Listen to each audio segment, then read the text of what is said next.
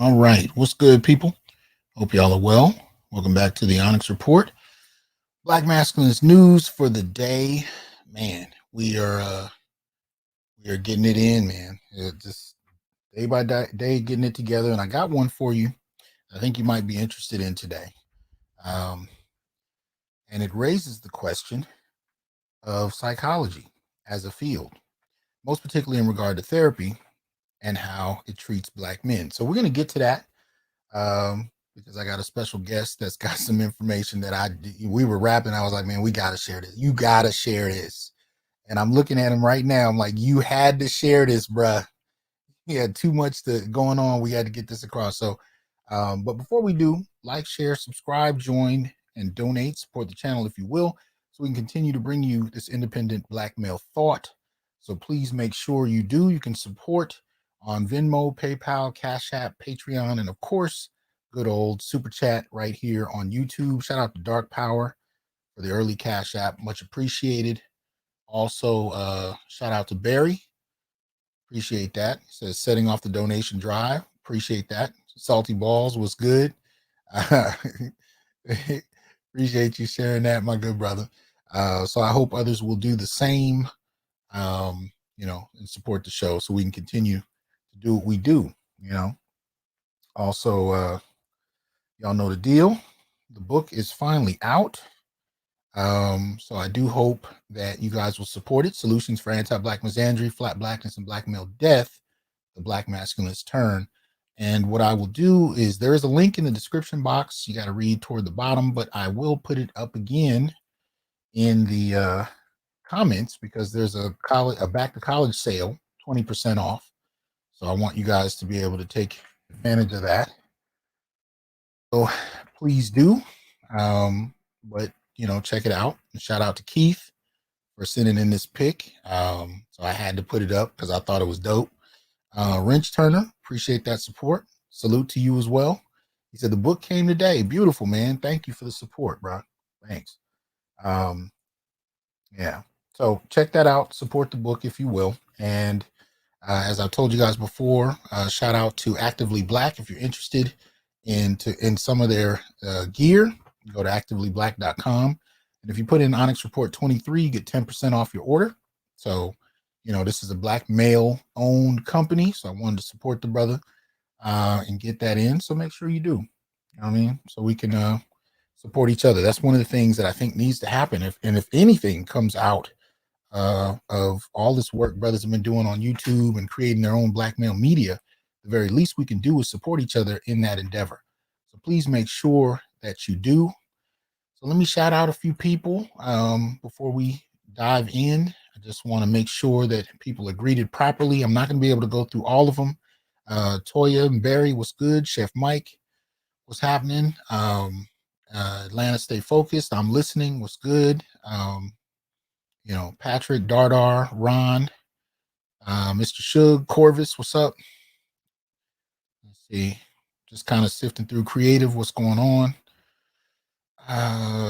Floyd, appreciate that. Floyd said his book is arriving tomorrow. Appreciate that. What's up, Paul? Let me see. Danzy says, yes, chapter 10 in health psychology was on hostility and underscore all about blacks being the most hostile in America. Okay. Donnie, what's going on? Yeah, we got Mark in the house. What's going on, Dardar? Number of folks came through early. I appreciate that. Aquateki, what's up? Sam on LinkedIn says the most important conversation about the field of psychology and the health of the black male. This may be, what's up, High Scholar? This may be one of a couple episodes that I might need to do, right? Because we're going to talk about a very specific aspect of that today.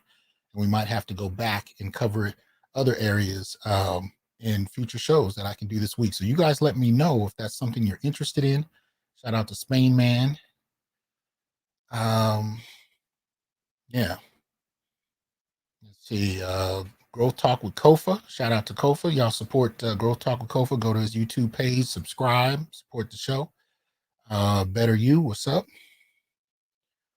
Yeah, that's what I think we good. Golden Child, what's going on? We got a number of people in the building. Money Cash, what's up? Blood Crow, AB, what's going on? If I missed you, I do apologize. Just kind of skimming through and saying hello because I want to jump in and get this started. Now, what I'm going to do is I'm going to bring what's up, 72 Paths? What's good with you, man? I wanted to bring my brother up, and we'll start off by talking about how this conversation came about and what aspect of psychology that we're going to deal with, and I think the thumbnail gives you a bit of a hint as to how we're approaching this. So let me go ahead and bring in Dr. Travis Hood Scholar Harris. What's good with you, man? Oh, can't hear you. Here, let me unmute you. I had it mute. Can you hear me now? Yeah, we can hear you. Yeah, I was muted. What's up, man? What's up, man? Yeah, man. How you doing, man? Back in. I'm gonna back up a little bit. Shout out to Eric and Sam for the Cash Apps. Now, a couple of years ago, you and I had a couple of critical conversations about therapy, and we were talking about couples therapy and the kind of things black men experience in those situations, right? Often being doubled up on and so on and so forth. Share with us a little bit, if you will, about your thoughts regarding that, and then tell us what we're specifically talking about today in relation to your work on Twitter. Yeah, so man, I'm trying to figure out what it's okay. Let me see. And a trend I've noticed in couples therapy, and I think the best part to do will give my background too, because I would help people. I think people don't realize this part of my background, but after I got out of undergraduate, I actually commissioned directly into the military. Okay. And part of that commissioning process, I had to choose my MOS. And MOS, for people who are not in the military, is job duty. Okay. And I decided to be a chaplain candidate. A lot of people don't know this part of my story, because as a chaplain candidate, that meant several things. But one, that I had to go to seminary. But two, that I had to get that, in a sense, clinical pastoral education. Right. And in clinical pastoral education, that's why I deal a lot with psychology. And one of the things that chaplains dealt with a lot in the army and the military were marriages. So I actually work with soldiers and their marriages. Okay. Right? And of course, I can't talk about things because of confidentiality, but right. I share that point because people know me as a scholar, right? They know about my PhD, but they don't know about my clinical background and how I actually have some training in working with actual therapists, and we actually had to get. Now, I'm not a full certified trained counselor, right? I'm not in that capacity, but I had to get enough training so that I could work with couples, married couples in the military, if they had issues, right? Okay. So I am trained to work with couples, and this is important because a lot of people don't know that about me. But also, get this: I'm working with military couples, Okay. right? And this is a particular group because the issues that I was trained to deal with are, think about it, post-traumatic stress disorder, right? Traumatic brain injury. Okay. How, and then with the military, couples, you think about couples being apart, husbands and wives who travel, separation, all of that, right? So that's I had to put that out. You see why I had to put that out there, right? So you see how that's influencing my lens of counseling for married couples, right? Okay. Now, what I notice is this, like you hinted at already, is the fact that couple counseling can be very one-sided, right? And to no one's surprise, the way in which society is structured bleeds over into, and this is what we're going to cover a little bit later, into both the training of counselors and how men and women are viewed in the counseling session. So what does this look like? One, as we see in society, quite often, and unfortunately, there's a reluctance is seen to hold women accountable, right? And there's an overemphasis of holding men accountable, right? And this is broadly speaking, right? And then when we consider race, it's almost as if black men can't do right and black women can't do wrong. Right. So when you have that in place society, within the society, and you see, and this is a part of the training, which we will cover later, then what happens in the counseling session? Right. You have it, and I'm saying this both from my background, training, and primary evidence that I have with talking to other brothers. Yeah. Where they share, when they go into the counseling session, it's always focused on black men need to be better, men need to do better, men this, and okay, how is it that they aren't meeting the needs of the woman, right? And this will wrap up this whole section, right? And this is a popular saying in our society: happy wife equals what? Happy life. Yep. Happy life. Yep. There it goes right there. Shout out to Dr. Rashid, as well as Ian in the chat, always doing the Lord's work. Appreciate you, Ian. But yeah, no doubt. And this is something that scores of black men have reported to me over the years and talked about in the public, being treated as if they are constantly the problem. Now, I can also speak to this from personal experience. I did couples counseling with my wife, and I'll just say this because I've told these stories several times on my channel. But when your wife can turn to you in the middle of a session and look at you and say, "Damn, you're right. She is biased." Do you understand how biased a therapist has to be for your upset wife to turn around and say, "Damn, you're right"? It has to be so blatant. Because usually, women take advantage of the fact that someone is that's crazy. Because they be sister girling all the time. But when it gets that bad, even the wife said that this is biased. She said this is biased, and it was operating to her benefit up to then. But but this was at the time. This might have been like 2004. So it wasn't something we had a lot of experience with. Right. And this was before I started doing my work on black men. So I'm just looking at this. And matter of fact, I was still in graduate school, and I didn't have the language. But I'm sitting there going, wait a minute. Okay, why are we in here? And all the discussion is only about me, about you. And when I'm sharing my issues, she seems to listen, but as soon as she starts talking, she takes it right back to me. And when my wife starts talking, she listens and then she takes it back to me. And this was every single session.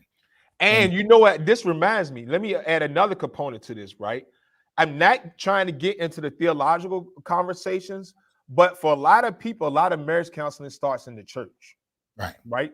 And so what happens is there's this teaching that what man is supposed to love their wife as Christ loved the church. Right. I don't know if you heard that teaching before, but a lot of people in the church, they will preach this.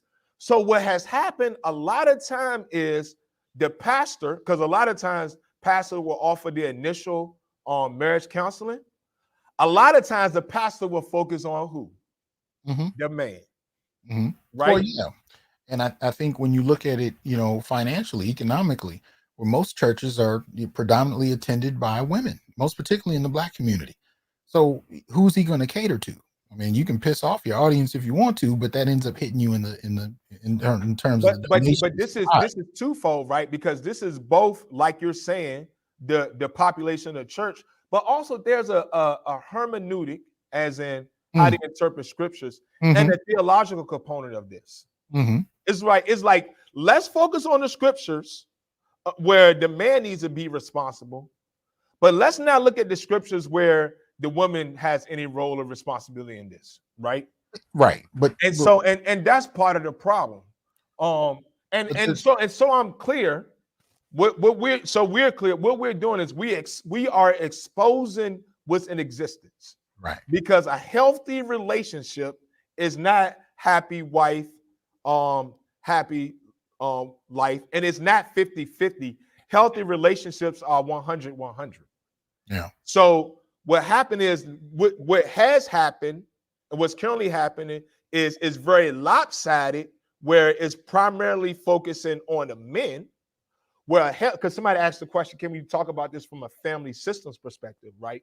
And we're looking at the family, then whole families are whole, as in if it's lopsided towards just the men, then we can't have a whole family because it's lopsided. We need to have balance. But one thing I wanted to say about the church element too is let's not forget. I'm trying to send myself this image. Okay. But let's not forget that even what undergirds what determines which particular verses in the Bible we're going to look at, and then how we're going to interpret it. All of those things have a basis on them as well. Some of it is economically motivated, and I think other aspects of it go into the history of the church, especially in the last 30 to 50 years, depending on what parts you want to look at. But it also goes with the rise, the ascendancy of women in society, right? With what comes with the ascendancy of women from the late 1960s onward is also this kind of focus, especially in the Black community, on women's interests, because they become, and this is key to this on a material level, right? Literally in the 1970s, the workforce doubled in America because women entered the workforce in numbers. Now Black women have always worked, but they were mostly doing domestic work prior to this era. And so now that you have more and more women coming into white collar and into blue collar labor, one of the things we see is a doubling of the workforce, and now women have money. And so you have institutions that are trying to profit off of that. And we've seen it ever since. This is why when you watch movies today, there's such a huge emphasis on the Mary Sue, right? The female character that comes in with no problems and beats everybody up and is smarter than everybody and more beautiful than everybody and just floats on air. All of that comes out of the culture of institutions appealing to women because women have a resource they want. Women purchase more, they consume more in terms of the society. So these institutions, from the church to the commercial, are all about catering to women. And the backlash of this for men is that we find ourselves in a position where we're constantly critiqued and so on and so forth. And you start to wonder, is it just me? And it's not until you start having conversations with other men, larger groups of men, where you find out that this is not just you. This is happening in a way across the board. And women are not finding themselves having to grapple with critique in the same kind of way. So when you extend critique, the interpretation is you're a misogynist and you hate women, rather than maybe there's something that hasn't been said yet that a woman should have to consider. That's not the dynamic. The thing is the counselor, the therapist ends up kind of verifying and justifying a woman's problems with you, and you have to deal with that. So just to kind of give the audience a sense, we're the branch of psychology we're going to look at a little bit today has to do with therapy. And we're specifically looking at the ways therapy in the Black community have kind of been shaped. Now, the conversation that Dr. Harris and myself had was just off the cuff. We were just shooting shit, talking about life, kids, so on and so forth. And what ended up happening is we started talking about some of his research that I'm gonna let him get into in a minute. Informal, kind of casual, but it's mind-blowing to look at. And I was thinking about it on the other end, because in the last few years on social media, we've seen a number, and I've done a few shows on a variety of Black female therapists who have, really demonstrated a serious misandric focus on Black men, not just men in general, but specifically Black men. Now, there's also a quote that I heard from Richard Reeves, right? Who's become very popular in the last year or so, especially in terms of his work on men and boys. His recent book is Of Boys and Men.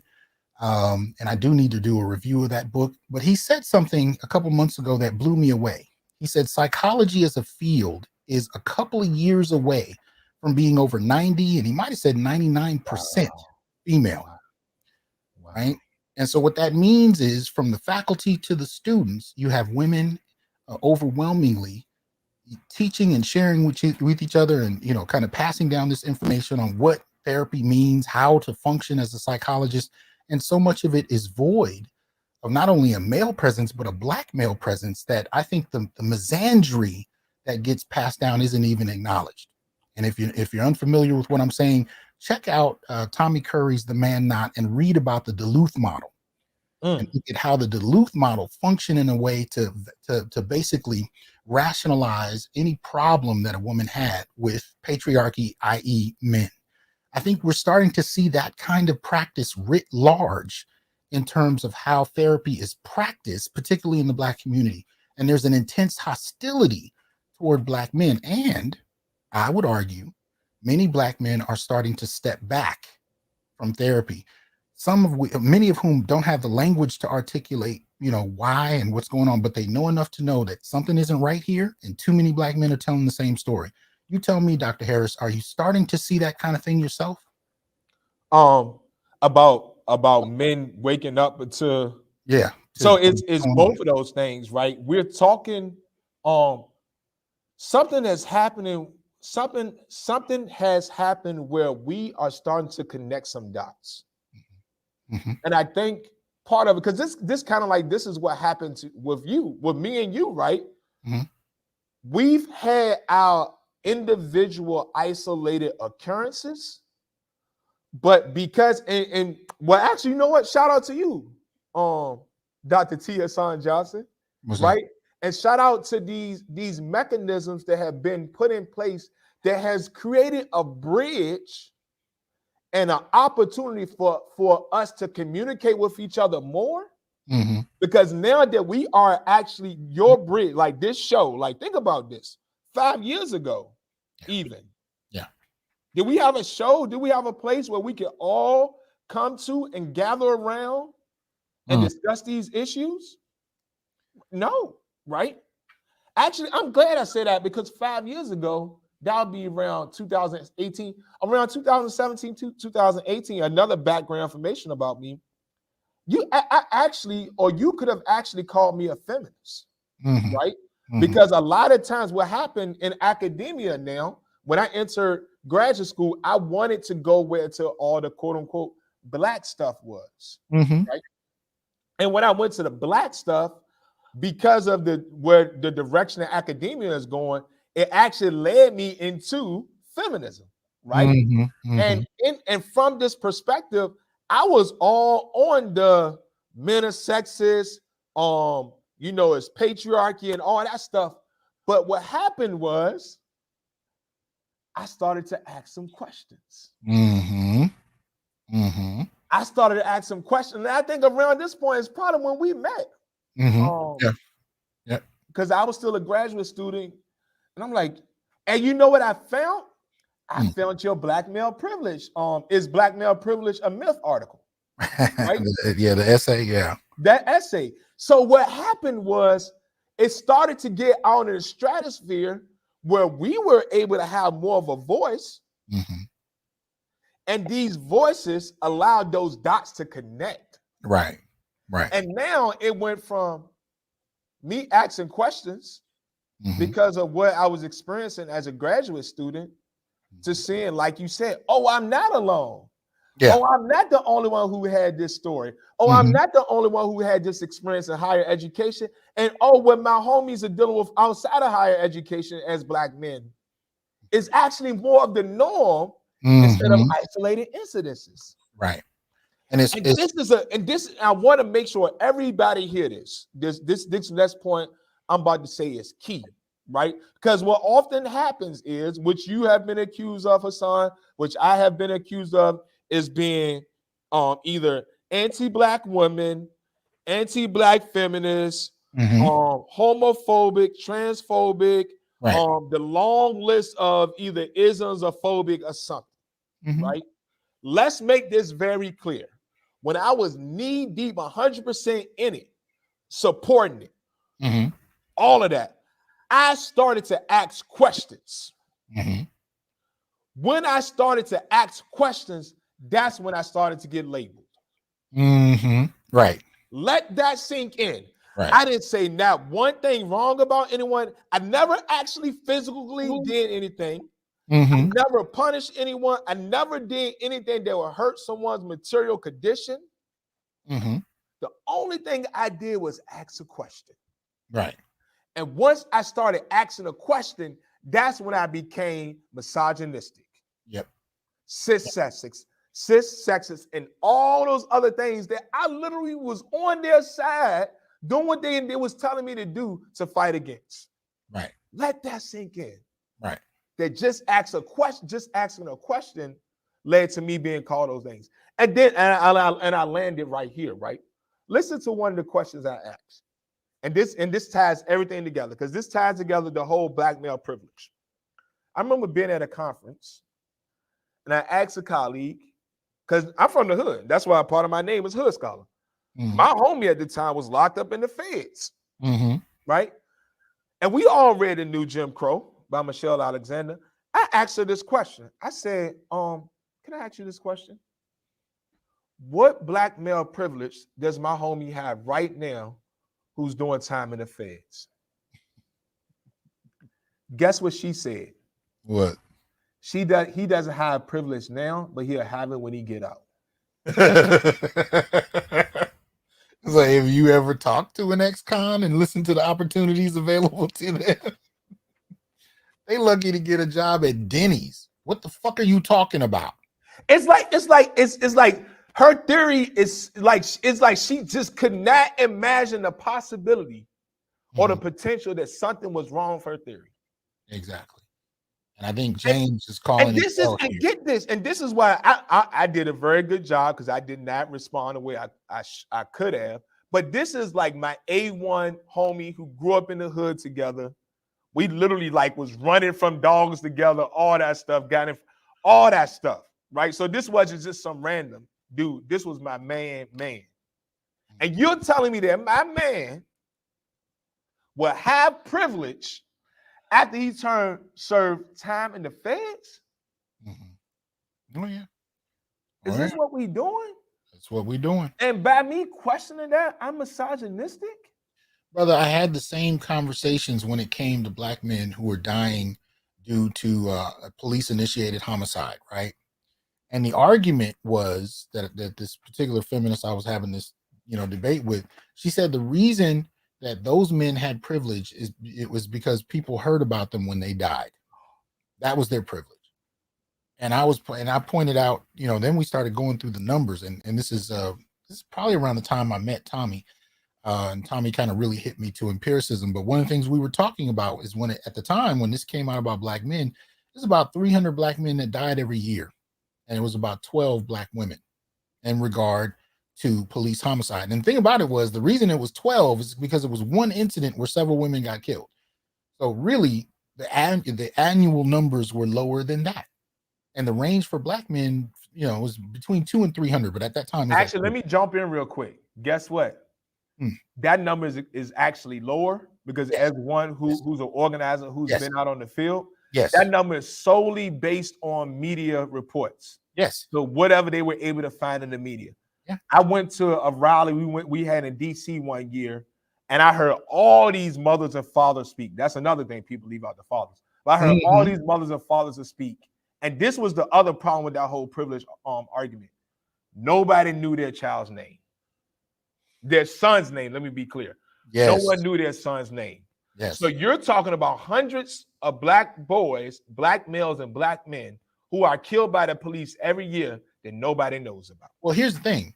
They knew one person's name from 3-4 years ago. You know what I mean? So right. 200 to 300 brothers, and that's on the conservative end. I'm in complete agreement. But 200 to 300 brothers conservatively that die per year, and we're still talking about someone from 3 to 4 years ago. And we were having feminists that were angry because they said men took up too much of the conversation around police homicide, but you only had about 9 women a year dying due to police homicide in the black community. And most of the brothers that people were talking about were from several years ago. You know what I mean? And so it just became a quagmire. But you're absolutely right in terms of just how men are treated in the conversation and how we're. And then the other parts of that is saying you have privilege when you die. Exactly. Oh yes, listen to what you're telling a black man. That when you get shot by the police, that's when we care about you. Right. But keep in mind, at the same time, though, the police officer that's killed him is sent on a paid leave. Right. And then, either keeps his job or goes to another place. It's smooth as butter. And that's somehow privilege. That's privilege.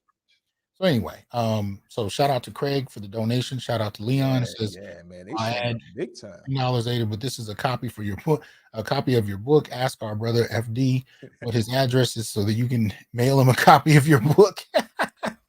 That's funny.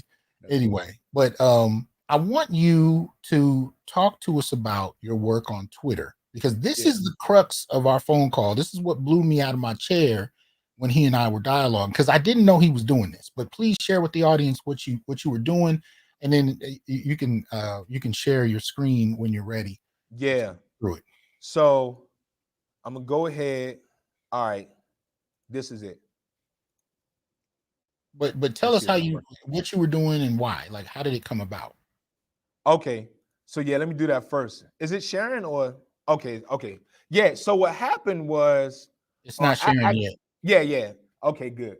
So what happened was I had got more active on Twitter, and I started to follow the conversations more. And at the time, I noticed a lot of therapists were saying some basically anti-black misandric or anti-black male things, right? And it started to be a trend, right? And it was just like, oh, and another one, and another one, and another one. And then it came fully to a head. And you know what? Shout out first. Let's pause. Let's take a. I want to shout out Torian Walker, because you had him on the show not too long ago. And so me and him are very active on Twitter together, and we both was noticing that it's something. And actually, you remember this? Because I wrote an article about this. Can black men die right? Right? You remember that article? First, let's step back. What happened was first I noticed that you got these they always want to make this divestors on one side and save yourself black men on the other, right? They always want to make that comparison. And so what Torian and I was looking at was who was making these comments about black men. Right?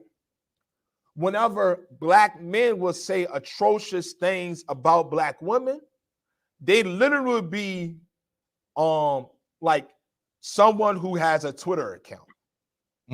Right? He doesn't even have a large number of followers, etc. Right? But when it was on the flip side, when it was black women saying atrocious things about black men, it wasn't just someone with a Twitter account, it was someone with a blue check. And thousands of followers. So we like, hold on, who are these people who are just? And then we noticed it basically was a format. It was a template that if you thrash black men, then you can go viral. Right. It's like, okay, we recognize that. But then it went to another level when we start to notice it wasn't just blue checks or randos, Mm-hmm. it was professionals, Right. right? It was script writers, it was people who work for ESPN, it was Mm. politicians, Yes. right? It Yeah. was PhDs, it was people, it was black men and women and queer folks who had a voice, Mm-hmm. right? Who are on MSNBC, Mm-hmm. right? Who are writing for BET, who are writing movies, right? Right. These are the people who are saying misandric things, who are putting down black men. Yes. And so we're like, whoa, hold on. And then the next iteration that I noticed within that were therapists. Mm-hmm. And this was the problem, because now, right, this is the biggest problem. If therapists are the ones putting down black men, Mm-hmm. the major question is this: where are black men supposed to go to get their healing? Yeah. Especially if we're criticized for not getting our healing enough. Like we're compared often to black women, and the idea is, well, black men don't care enough about themselves or their family to go get this healing, right? So that's the other side of it. And just to be clear, Oh, I'm sorry, just go to ahead. be clear, this woman became the face, right? She became the Yep. face of this.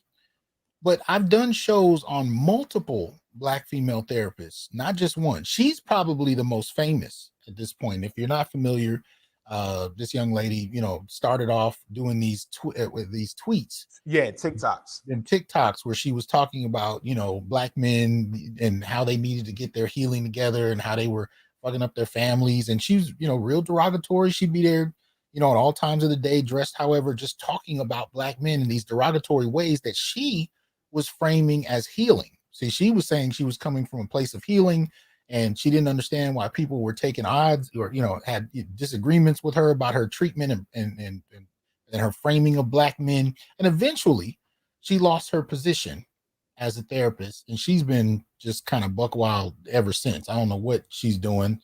She looked like she needs to be committed, actually. But today's show is actually not about her. I just think she became the kind of face to something that Dr. Harris really started to identify. But go ahead and continue, man. I just wanted to kind of put that out there real quick. Yeah. And so the most important takeaway from all of this is we are often told that black men don't go to therapy. Right. Right. And it's not that we don't go to therapy, it's that when we do go to therapy, we're treated, we oftentimes, actually, what, shout out to my dad, because my dad said this, and I felt bad telling him, I felt bad after that I learned this. So let me give y'all a moment of vulnerability.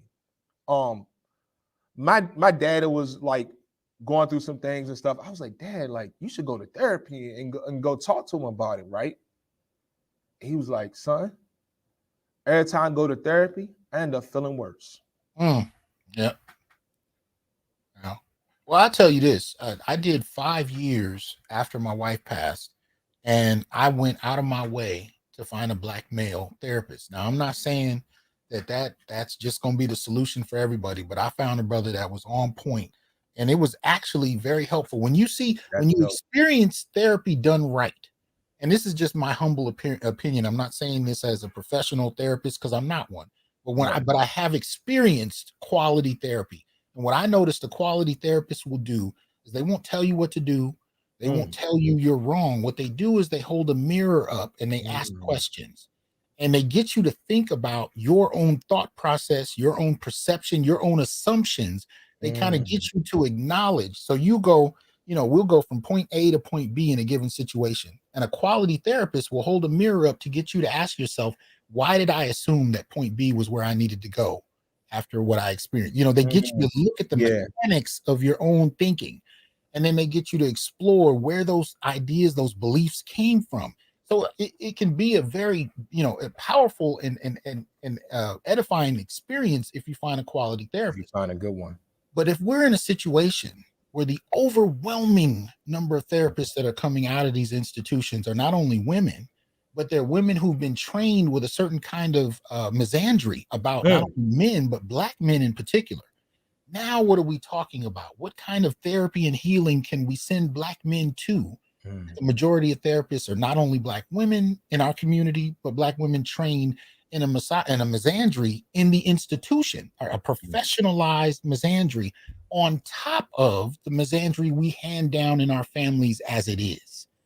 This is what we're talking about. We talk about a Black gynarchy. I go through this in my book. We've been talking about it for years. We have a Black gynarchy in the Black community. We do not have a patriarchy. The institutions in society do not support Black men, but they do support Black women. So if you have a gynarchy, if you have a dynamic where the girls and the women have been raised to believe that they are fundamentally better than their men, and then you go to college and you go into psychology and you're taught on a whole nother level about a more professional form of misandry. And then you come out and start doing marriage counseling or relationship counseling. And you're sitting next to a frustrated Black woman who's come to you as a client and her husband. How does all that training come out? What is it that people experience? More often than not, men tell the story, but nobody listens. So men have to actually start talking to each other, because waiting on the institutions to change is whatever. But I just wanted to kind of put that out there to frame what's going on. And Dr. Harris, tell them what you started researching and what you started pulling together. Yeah. Now, can you see the screen? Let me put it up. Here we go. There we go. Oh, perfect. Perfect. So let me fill y'all in on what happened, right? Now, and let me show y'all too how long I've been doing this research. Oh, is it not? Oh, you know what? I'm sharing the wrong screen. Let's share this. Present. Share screen. All right, let's first start right here. Okay, here we go. It's coming up. All right. So I took her face down and her name because some people were saying that I was trying to get her fired. So I was like, let me go ahead and take that down. But she right now just became a sports psychologist at Rollins. Okay. At the time, this is a tweet, and I edited it so you can't see who she was. But she tweeted this out in March of 2022. This is how long I've been collecting this. And she said, and I quote, "The nig cells have found me on Facebook. Y'all,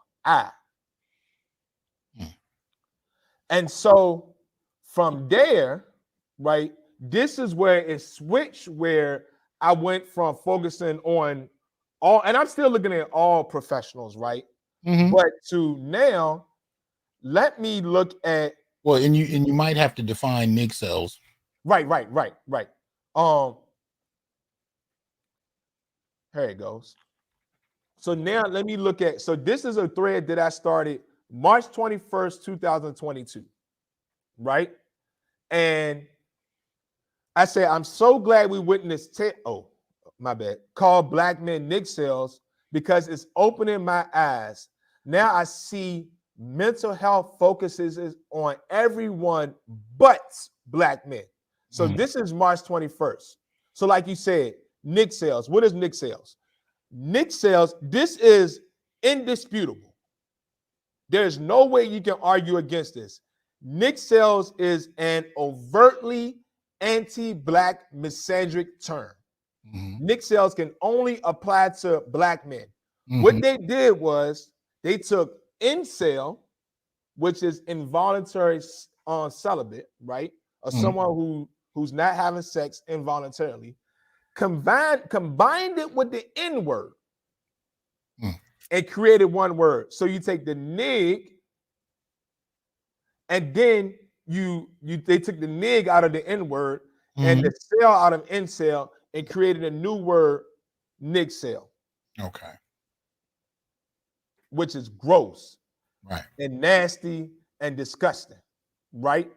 Okay. So it opened my eyes. So what I've been doing since March 21st, 2000, look how long it is. So this is over a year. I've created a thread of all this is so it's kind of scary and sad. And that's why Hasan was like, yeah, you got to do this. So look at this thread, y'all. This Wait is a minute, fun. wait a minute. Before you do, I want you to put the link in the comments if you can. If not, put it in the private chat and Okay. I'll post it up. Yeah, And I do that. I post in the while chat. you do that, while you're putting the link in there, I want you to tell them roughly before we dive in, how many posts did you find in over the last year? I am in the hundreds. Okay. I'm in the hundreds. I don't know. I don't have an Excel with the exact number, but I definitely reached the hundreds. And of course, I haven't been like every time I see it, I add it. But yeah, I'm definitely in the hundreds. Okay. All right, so let's look at this, y'all. So I started this thread right here, right? And then boom, one screenshot. And to fill you in, this right here are just the screenshots of the ones I kept, right? Can you enlarge them? Yep. Enlarge them, and we might now because my show also broadcasts on Apple podcast. I forget the actual term of it, and it goes across to Inner Light Radio. So we're gonna actually have to read a number of these too. So my listeners, Oh yeah, yeah. So I was audio, thinking, let me just show this first because the ones I think we should read, I got in the slideshow. Okay. I want to show this just so people can see how long this is. Good. So then look, and another one, and another one, and another one, and another one, and another one, and another one, and another one, and another one, and another one, and another one. This, when I get to this, this is now March 12th, 2023, right? And it just keeps going and going. And also some of these, right, you can't see because they either tried to take it down. That's why I should have kept screenshotting them. Right. Or they tried to they protected their tweets. So they deleted. So I should have screenshot all of them, but you know this can be a lot of work, right? Yep. And it just keeps going and going. And then, and this, you know, Twitter is kind of confusing, but right here, and more and more and more. And every time you see, is it showing how long this is? Yeah. Yeah. But see, this is why I did the show last time. Gosh. This is why I did the show where I asked the question, how black men fare under white collar black women. We talk about a low boiling contempt. You have your extreme black feminists, right? That's one thing, very obscure group. And then you have your everyday, misandry. And this is stuff you can hear from your mother, your wife, your sister, whatever, right? But this low boiling contempt that we talk about that many black women have for men, that isn't, they don't ever explain. There doesn't even have to be a reason in terms of something you did to someone, but this ongoing low boiling contempt that we talk about, that's what we're seeing here. But this is coming from a professional class of white collar, highly trained black women who are going out their way to articulate black men. Oh no, it's sad. Unfortunately, it's not just black women. Well, I was talking about black women, but go ahead. Oh, okay, yeah, I got you. But go ahead. Yeah. So look at this, and it keeps going and going. No, but you were saying who else you were talking about? Because I was talking about black women. Who else were you adding to? Oh, black men. Okay, right. Yeah, like right here. This dude right here is a black dude. And it keeps going. And you can bet money he's been trained in that feminist approach to psychology that frames men and black men in particular as the ultimate patriarchs and abusers. Hey, this is a dude right here. Yeah. And it keeps going and going and going and going. And I didn't realize it was this long. And going and going and going and going. Dang. Right. Oh my gosh. I'm getting tired of scrolling. And going and going and going and going and going. You see why I was at the hundreds? Yes. And to be clear, right, some of these people, I actually had back and forth conversations with them. So, like this guy I probably talked to a couple of times. See, like, as you can see in these, like, it's not like, and let me make that clear too, because somebody thought I just took, they made one statement, so they made one statement. You can't, no. As you can see here, these are, like I said, in the hundreds. And a lot of these were conversations, right? So I was like, let's make sure we are clear that this is what you mean by what you said. Yeah. And going and going and going. So yeah. So we're not scrolling through individual posts. We're scrolling through separate conversations. Yep. That keep going. They keep going and going and and keeps going. And so look, and I haven't even updated. My last update was May. So if I add in the past 3 months, it probably would continue to grow. Mm-hmm. Mm-hmm. And this one is this. Can you see? Okay, yeah. So again, all these people, diary of a therapist. Let's look at the credentials of some of these people. Doctor. Yes. Right? Yes. Mental health superhero, doctor of clinical health, psychology, and mental health. And so this is why this is important, because these are the ones, this is like I said we're gonna get to later. These are the ones who are offering the training in the academy. Yes. Dr. Jaden, right? Mm-hmm. This one is a licensed clinical social worker, master social worker. These are the ones who are dope Black social worker, right? So these are the ones who are actually, so we got the combination of ones who are actually out in the field, working with people, right? Choral, master social worker. And the other sadder part about this, and a lot of these social workers say they focus on Black mental health. Right. So it's the same thing like in the academy. When I was looking for Blackness, I ended up going into being pushed into Black feminism. What's happening with social worker, now the focus on Black mental health is the same way, Black feminism, right? So let's look at, this was a dude I went back and forth with for a long time. PhD in counselor ed, research race-based trauma, police violence. You see that? So when these social workers and these counselors go into their training, they're being taught for people like this, from people who say, let me zoom in on this so y'all can see this. Black men have always had more power and privilege in relation to Black women. Racial identity and systemic racism don't nullify the existence of gender identity and misogyny. Intersectionality is our friend. Yeah.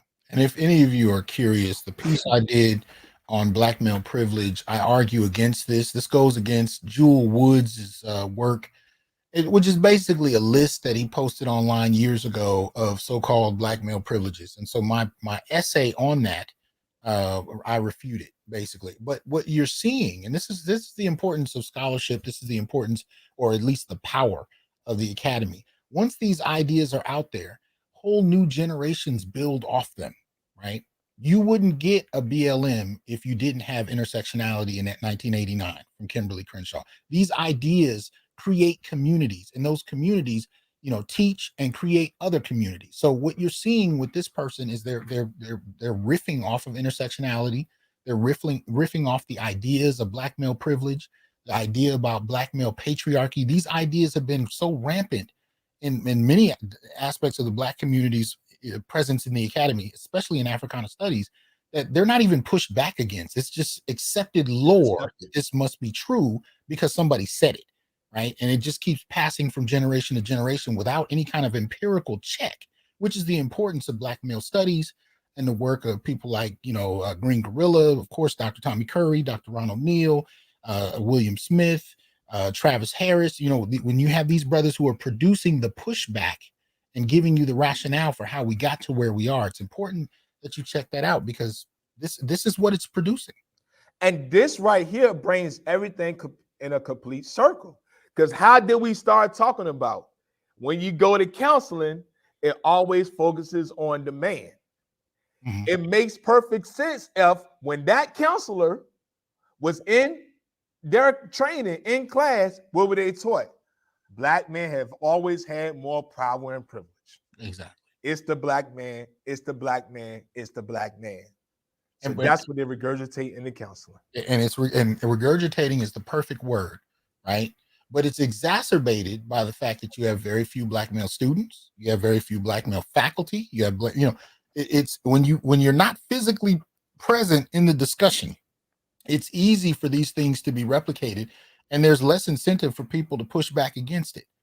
But if you got somebody in the room that says, wait a minute, I just read this book and this goes against what you're saying, that creates a new dialogue. But if that person to raise that question is not even in the room, what you get is replicated religiosity. To me, this is religious dogma almost. And I say religious not because it has anything to do with religion per se, but because it has the same type of dedication, the same type of zeal, the zealot approach to this that doesn't require evidence. It's believed because it was stated, and that's it. And that's what I mean by religious zeal and these kind of concepts: black male privilege, patriarchy. These terms aren't even used critically. They're just used. They're just thrown at people. So now let's look at, is my screen sharing? I'm sharing now. Okay. All right.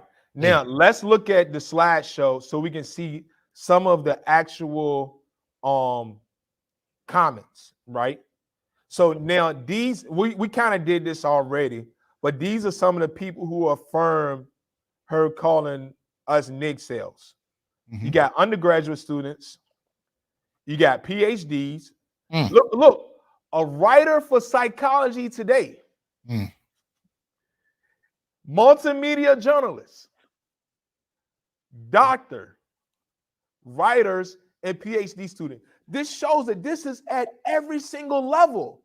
Undergraduate students, graduate students, PhD students, and popular journalists, right, are all affirming and supporting this notion that black men are nig cells, and they're all in the same field. This one, a lot of people might already know about. I don't know if y'all know about her or not, but she went famous earlier this year. She's Twitter famous, went viral, basically openly saying, I'm no longer accepting male clients. And we know she's talking about black men. Well, and let's say why, because she titles herself on Twitter Black Therapist and Coach. Yep. That's that's how she titles herself. And she also has tweets explicitly talking about black men too, right? Yeah, so she tried to get away from it. But no, but please finish reading it though. Yeah. They get in my email inbox and want me to prove why they should choose me as a therapist. No scheduled consultations or nothing to see if we're a good fit. I'm not the one or the two to prove my worth to anyone. We will not work well together because you are already trying me. And I'm not above going off on nobody. If you're trying me before the therapeutic relationship starts, I know you out here being a menace to folks. Wow. And that's going to activate my nervous system. So no, it's a wrap. Let me say this. Let me say this. Aside from the fact that this is some ridiculous, I will say this: if she's complaining that black men are questioning, and asking if she is somebody that can treat them, if she's a good fit, if they're willing to ask, I take my hat off to them, because that was not something we did in prior time periods. If we went to therapy at all, we kind of took what we could get. The fact that she has more black men asking her questions, vetting her, I shout out those black men, because if you don't do it, what you find is, when you go into therapy, you're extremely vulnerable. You're opening your life. You're telling a therapist things you haven't told your wife. You're telling a therapist you may not even ever told your boys. So there's a great deal of vulnerability in therapy where you're sharing experiences that are often very deeply impactful. And if somebody misuses and abuses those, those things that you've shared, it can cause a whole different type of trauma, right? You're exposed. It's like walking into a doctor's office and opening up your chest, right? And so if you got brothers that are willing to vet people, especially after the kind of things we've been talking about, the experiences we've had, I'm like, salute to y'all. do it. And if she can be this annoyed and upset that you asked her a couple questions, she just saved you a lot. You just dodged a bullet. You just dodged a bullet. And let me show you this, so that, because if somebody might try to say this isn't as bad as it is. All right, look at this. I just shared it. Okay, go ahead. So first of all, when she tweeted this, she was literally a therapist verified on a site that was dedicated to therapy for Black men. I heard about that mess. Yeah. Yeah. I specialize in understanding the needs of African American adults and can relate to their experience, right? And this is what you're talking about, right? If you are a therapist who understands the trauma that Black men have gone through, the struggles that Black men have had with therapy, you would not get on the internet. Right. I was about to say on Tommy Carey's internet. You would not get on Twitter and say that Black men are annoying you, right, to see if we will work good together. And then call them menaces. Yeah. And then call them menaces. Right. Right? And then it gets worse. Because look at this. Go ahead and read it aloud for people. I have a community for Black women and Black non-binary persons and so many Black men. White women and bots try to get in. What is the reason? Right? So this is right here what she's saying. We see clearly. She's talking about Black men, right? She's trying to also act like she's not talking about Black men, but this was the tweet that said it all. Wow. Protect Black women also means protect us from Black men. And when you have, again, and we go back to Dr. Curry, if we look at, the intimate partner violence data, we see that it's bidirectional. So women and men are, being violent with each other at relatively the same rates, even though there's data to suggest that women often initiate that. But the idea simply is that they're running with is that Black men are such monstrous abusers that you actually have to have protection from Black men, as if it's not the reverse, as if Black men are the sole problem. This is what's being passed off as education and accepted as a truth in fields of study like this. This is ridiculous. Yeah, I just had to take a moment because this is just completely ludicrous. Like, these are therapists. Yes. And see, it's one thing if we were just talking about generic therapy, we were talking about, say, the white community and its perceptions. I mean, psychology as a field, and this is why I might do another show. There's a long history with the Black community that's quite horrendous, right? But we're in an era where we're actually seeing a bevy of trained Black women professionals who are coming out on the attack of attacking Black men based on how they were trained, and there really isn't a significant pushback. We've just brothers, for the most part, we've backed off, but this is actually this is how they're trained. This has to be brought out and discussed and revealed in the light of day. So let me show you. So let's look at, and we can land it on these actual examples, right? So now we know that these aren't randos, right? That these are licensed therapists. These are ones who are out there in the field seeing clients. These are social workers, right? And these are the PhDs who are actually doing the training, right? So let's look at some of the things that they're saying. And we can land it with actually reading some of their tweets, some of their additional tweets. Okay, let me go ahead and put it up. Here you go. All right, perfect. Next one. Listen to this. Don't waste your time trying to convince Black men to be your ally. If they understand white supremacy, they understand the patriarchy. Listen to this. They don't want to be a part of dismantling the patriarchy. They benefit from that structure. Protect your energy, sis. Now, see, there's no pushback in those discussions to raise the question, how do Black men benefit from the patriarchy? On almost every metric of relevance, Black men are doing worse. How do they benefit? See, part of the problem with this is many of these feminists actually believe that Black men and white men are sitting in some room together, smoking cigars and bragging about how they're oppressing communities. That's it doesn't make any damn sense. Yeah.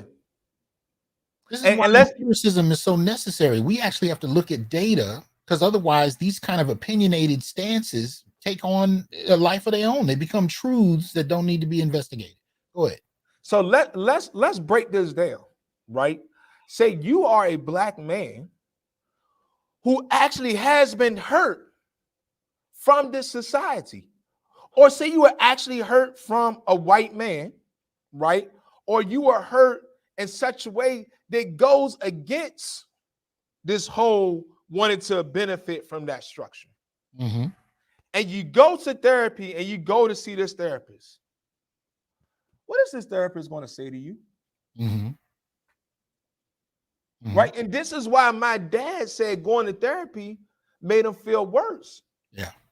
Because he could have said, yeah, man, I was on the job and Mr. Roberts said this to me and treated me this way. And the therapist was like, well, you know, were you trying? They might respond, were you trying to get close to Mr. Roberts? Were you trying to be Mr. Roberts' friend? Right? And it's like, some people might think like, no, a therapist wouldn't. Why wouldn't they say that? Mm-hmm. Because another thing, my homie, she's a psychology professor, and she said this, because I was talking to her about this before the show. She said, if they are willing to say this publicly, yes, online, yes, imagine what they're saying behind closed doors. Yes, yes. Especially, and again, if you've never had quality therapy, you know, you may not really resonate with what I'm saying. You can be in a state of such vulnerability that for someone to make those kind of statements at that moment is like injecting poison into your veins when you're in a hospital bed. You're there to heal and somebody's literally shooting you up with poison. That's what that is when you're in a vulnerable state and you're sharing truths and experiences and someone comes with this kind of misandric poison. But go ahead. This is the next one. This one is like just devastating to the field of whatever their training is. Mm-hmm. That first sentence alone says that something needs to be done. Most Black men are gone far beyond therapy. So what you doing? How are you a therapist publicly saying that Black men are gone beyond? Like, why are you? What's the reason of your profession of what you're doing if you are openly saying that you can't even help Black men?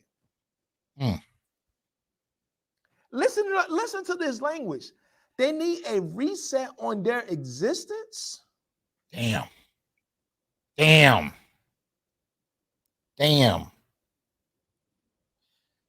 That sentence alone just hit me, man.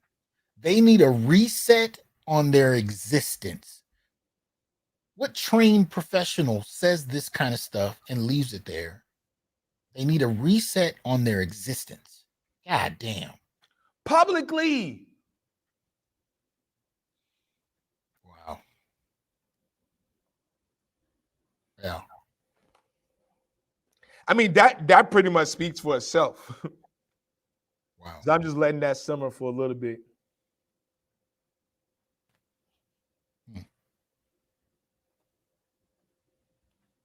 Let's go ahead and read through a few of them.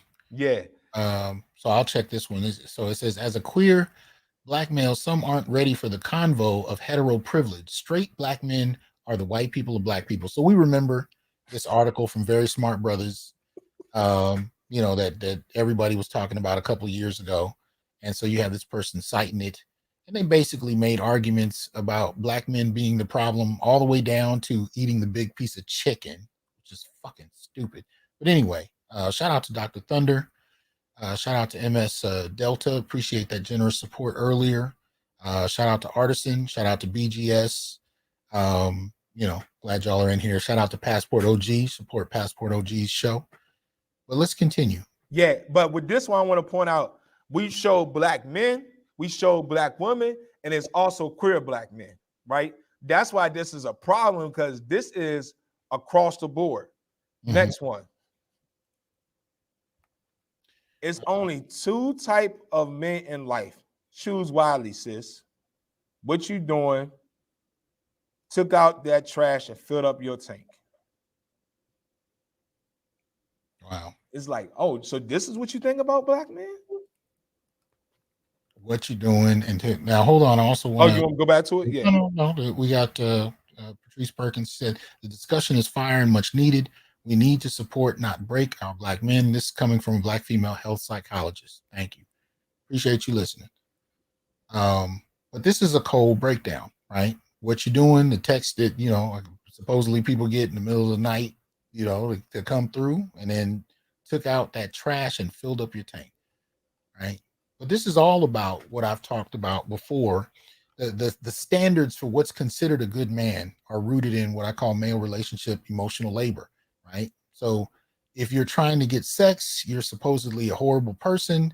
But if you took out the trash and filled her gas tank and, in other words, provided her with your labor, then you're a good man. And this is the dichotomy between the two, broken down into 2, not even sentences.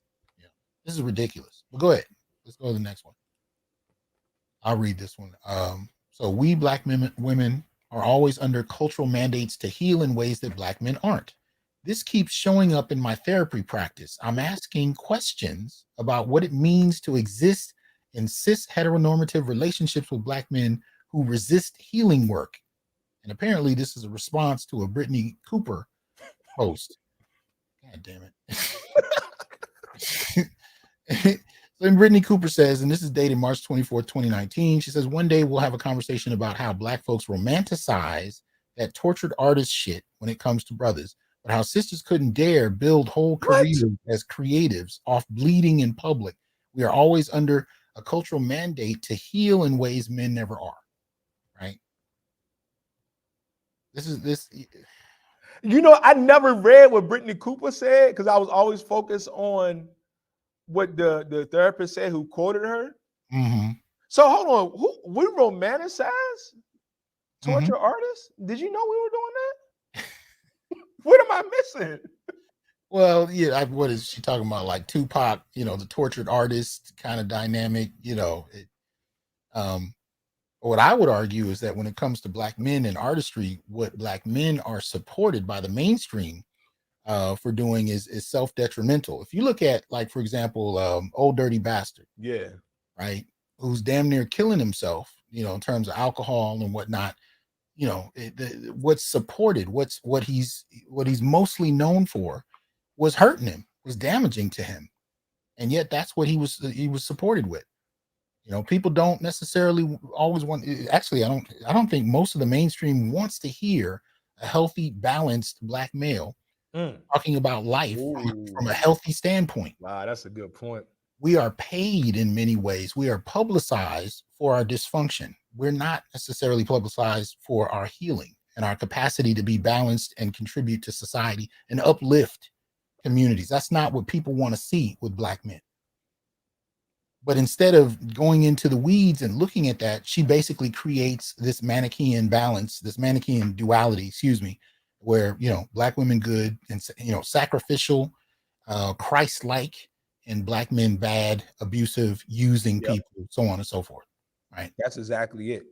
And the other thing about this, like, because I know some actual therapists, they're exposing a lot of information. They're making a lot of information, exposing a lot of information, right? Like, how do you feel so comfortable, free, and to freely talk about your clients like this? Mm-hmm.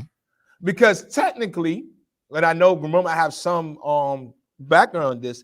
Technically, you're not supposed to put information out there where in which a client could either identify themselves or somebody could be able to identify that that's your patient. Mm. You see what I'm saying? Mm-hmm. So of course they're not saying somebody's names, but because of that, therapists should be careful about how they talk about their clients online. Right. But she's like, this keeps showing up in my therapy practice.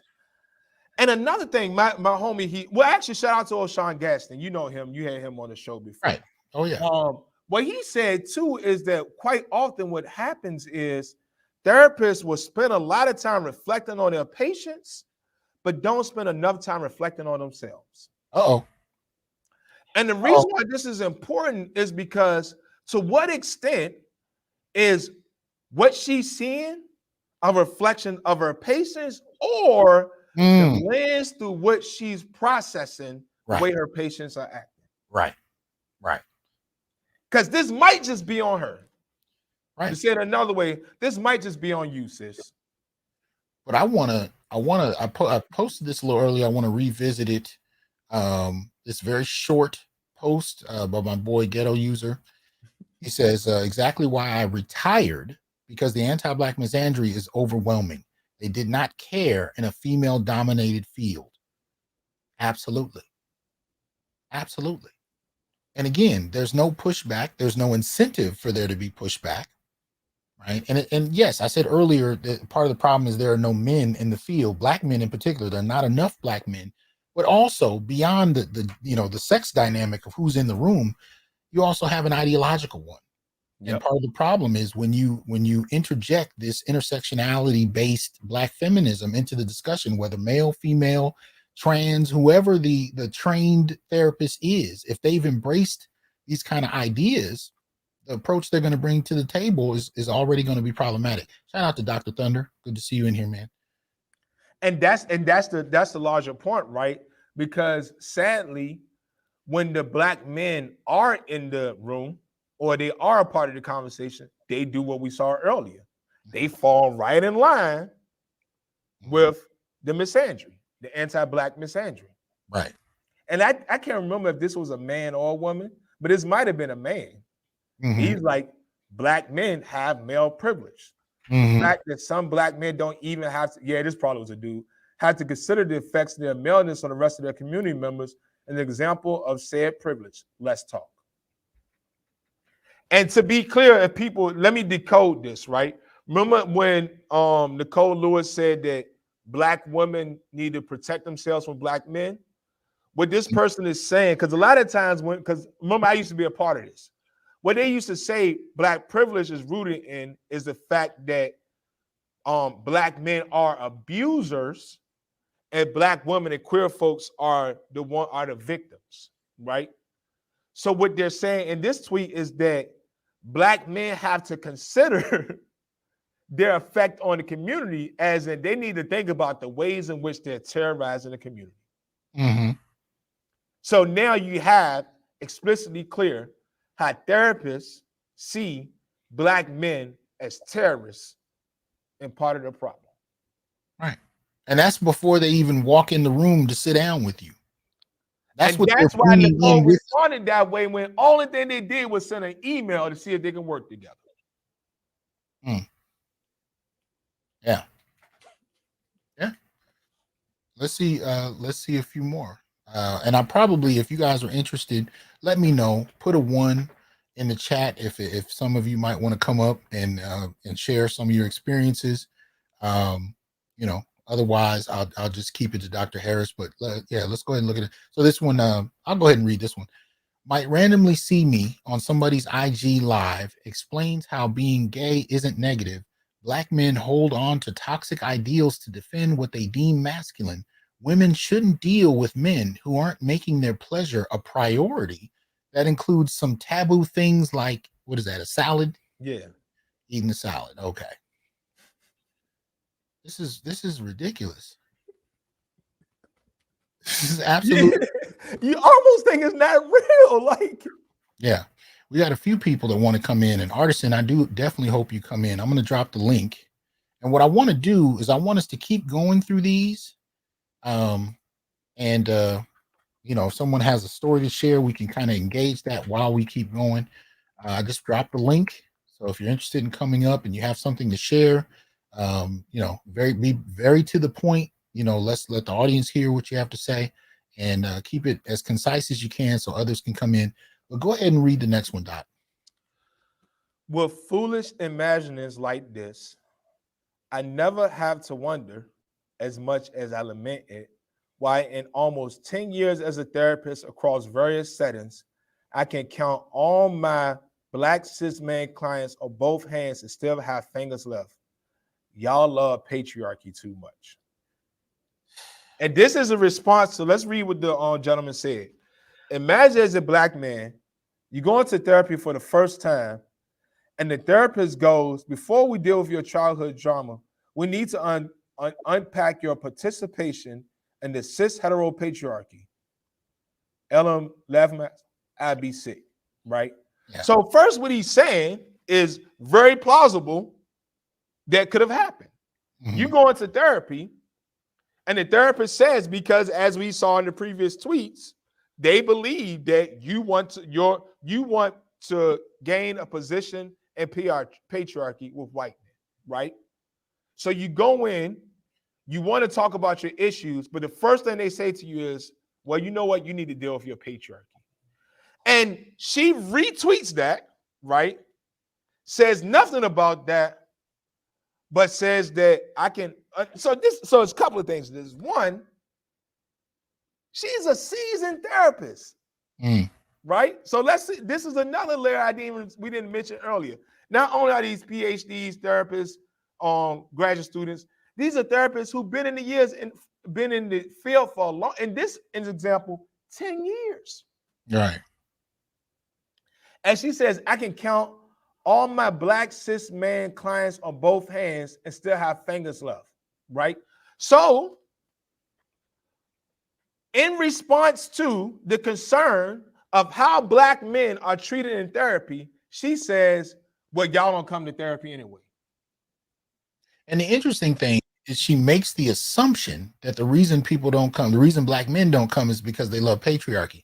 It never dawns on her that the reason they may not come is because of you. In other words, the culture of Black therapy is so anti-Black misandry that you have Black men who are abstaining. And this is not new. I mean, I remember going back to the 1980s, hearing older men talk about, in the barbershop kind of deal, talking about therapy and how, they were treated even then. This has been going on for decades. But I think it's definitely come to a head because, of course, those were years prior to, the formal advent of intersectionality. So I think it's just reached the fever pitch where you have Black men that are abstaining from any of this. Let me bring in Atlanta Stay Fi. I don't know if I mispronounced that. Oh, my man. What's good, Atlanta? Can you hear us? I can hear you. Can you hear me, guys? Atlanta, what's up, my guy? How you feeling, bro? Man, how you doing, boss man? I'm kind of glad you guys are talking about this, and now I'll weigh in whenever you guys are ready. Well, I'm going to get you in a quick second. I also wanted to shout out Artisan MC. What's good with you, Artisan? What's good, Dr. T? What's good, Dr. Harris? What's up, man? What's up, brother? I'm going to get, so let me get Atlanta to go ahead and share his comments, and then we'll go to Artisan MC. Go ahead, Atlanta. Well, I definitely, I'm glad you guys are talking about this. I want to talk about 2 points. Definitely, Dr. Hood Scholar started this, and I remember a conversation we both had in the DMs about this because I started saving screenshots, and we started seeing some of the same things going on. I think with all these therapists and the people from academia, they were all saying the same thing. That they were all coming with the same type of conversations. They were all talking about Black men within these misandry actions and words, and to the point and everything, you can really see it through academia. But I also want to make sure you guys understand this too as well. Not only are we experiencing this right now within, involvement having getting therapy, we're getting the same type of language and action when we actually go to the doctors too as well. That's another factor we're dealing with currently too right now. Okay, you said when we're going through what? Say that again. To the doctors. When Black men are going to the doctors, we're getting the same type treatment at the point where we're not being heard, and at the same time, everything involving the same type of language and lingo. There are a lot of men out here who actually are going to the doctors. They're doing everything they need to do. They're going to the doctors, and they're getting the same type of language, and they're Right. getting the same type of mistreatment to the point where they're not even getting any type of treatment. I mean, Right. I've had this experience for myself, but the one thing that I'm kind of glad Dr. Huskar actually did this, because the one thing that's been going around has been said often is the point is that all these things that are being said on the internet are not real. Mm. But my pushback, and then to put what I learned from you and Dr. Huskar and from my own experiences, these things are real. So when you see these professionals actually talking about these things, Hmm. black men are going through these things on the daily. This is happening in real life in real time. Yep. Yep. Absolutely. Absolutely. Was there anything else you wanted to share? Or anything else you experienced? I mean, I have a lot that I can share with you. I was, because, like I said, this, asking the question, just trying to talk about, like I said, to the point and everything. But from my experience to the point and everything, my own experiences, I can honestly tell you to the point that what we're hearing and seeing to the point that it's the same thing going on in every aspect to the point on, especially to the point dealing with doctors, and like I said, even therapists at the same time. Mhm. Appreciate you, brother. Yeah, appreciate it, man. All Anytime. right, brother. Artisan, man. Now, Artisan has a unique history in regard to this, so I want him to kind of break that down and give us his thoughts. Go ahead, Artisan. Thank you, Dr. T. So, my background in this is that my degree is in psychology, and I was going into the field to be a therapist and a counselor. And one of the reasons I did that for was because I understood that Black males were so underrepresented in that field that we needed voice and representation there as much as possible, because being a young child, a Gen Xer, having to go to see therapists and stuff like that, it was always women. It was never really a Black male. And it wasn't until up into my teens that there was something traumatic that happened in our family. And my mother decided to take us to therapy. She actually did the due diligence and found a Black male therapist Right. to sit down and talk with us. And that brother was really good. That's when I understood what therapy actually was. So when I went through my schooling and graduated and got my bachelor's, I actually called him because I wanted him to mentor me. Yeah. And I had to check to make sure he was still practicing and everything else, because he had gone through his own BS, being married and getting divorced and whatnot. But after my divorce, I kind of fell off of that because I was going into marriage and family therapy and counseling for kids. And I didn't think I needed to be sitting down with anybody trying to work through my own issues with, relationships and trying to counsel somebody at the same time. Mm. It didn't make any sense. But what I saw a lot was people who did have a lot of problems, who were willingly going in there trying to tell people what they should be doing and not actually listening to people to Right. find out what their actual issue is. They're basically projecting all of their BS onto every person that comes in the room. And that was not okay with me. That was the wrong way around to do it. So I really appreciate you guys putting this information out there, because Black males, I'm not saying we're any more, disturbed than anybody else in this country, but we do need to have a fair shot, if you will, when we sit down to actually get it up in ourselves and say, you know what, I'm actually going to sit down and talk with somebody. Mm-hmm. We need a fair shot to have that hearing out. Somebody needs to be there to at least listen to us and not just try to pathologize us right off the bat. Right. And discount whatever we say. We already got that from our mothers and the people in our family. You don't need to go at $100 an hour, pay somebody to tell you the same things you lived through already. I mean, come on. Mm-hmm. That makes no sense. So that's why I said in the chat, if you hear these stories like this, and these stories that Hood Scholar, or excuse me, Dr. Harris is actually showing you and reading to you, you feel that it's so egregious. This is why I've been here to stay academics and go through this academics so you can push back against this stuff. Because this is the stuff that was leveled against you. Mm-hmm.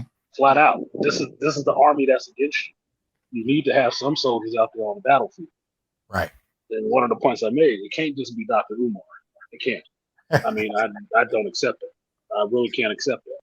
There's too many smart brothers that I know of who can do this in their sleep, listening to some of these people that you're reading on these Twitter posts and whatnot that should already have a degree and be able to speak to this and push back against it. You guys can't be the only ones. You need Right. backup. Absolutely. You need backup. Hey, can I ask you a follow-up question, brother? Sure. Go ahead. Yeah, first, thank you for sharing. Now, how far did you go in your schooling? My schooling, I'm at my bachelor's level. I'm looking at going back to get my PhD this next year. I took a break from it. I had a 5-year plan, and the 5-year plan got, derailed twice. So I'm trying to get back on track with what I was supposed to be doing, which was getting that PhD. But I was how many getting black away male professors did you have? None. All of my professors that I had were females and predominantly Caucasian. How many times did you learn about black psychologists?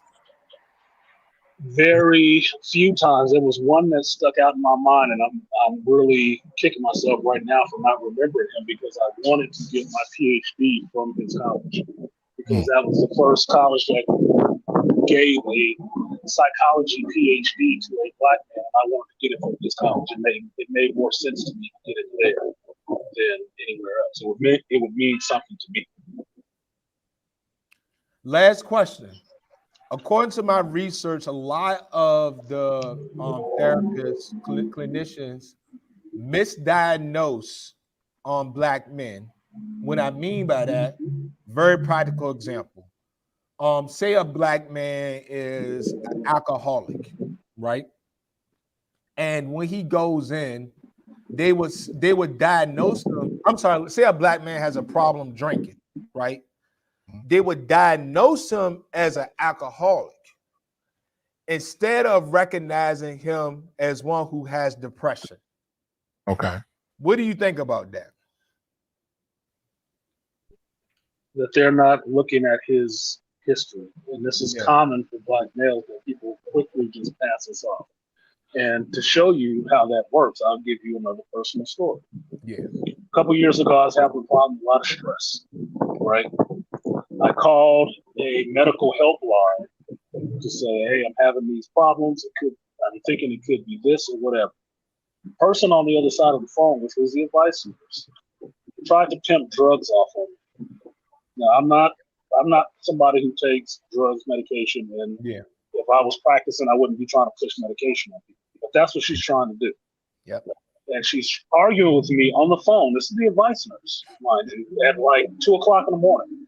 She's arguing with me on the phone, trying to give me medication. And I'm telling her, I don't need medication. Right. She said, you had it before. Your doctor gave you this before. I said, that was for a muscle pain I had. I'm not taking any antidepressants or anything like that. Mm-hmm. The lady hung up on me on the phone. Whoa, what? She hung up on me on the phone. Now, later that night, I ended up going to the emergency room. I ended up having to go to the emergency room because I was having issues.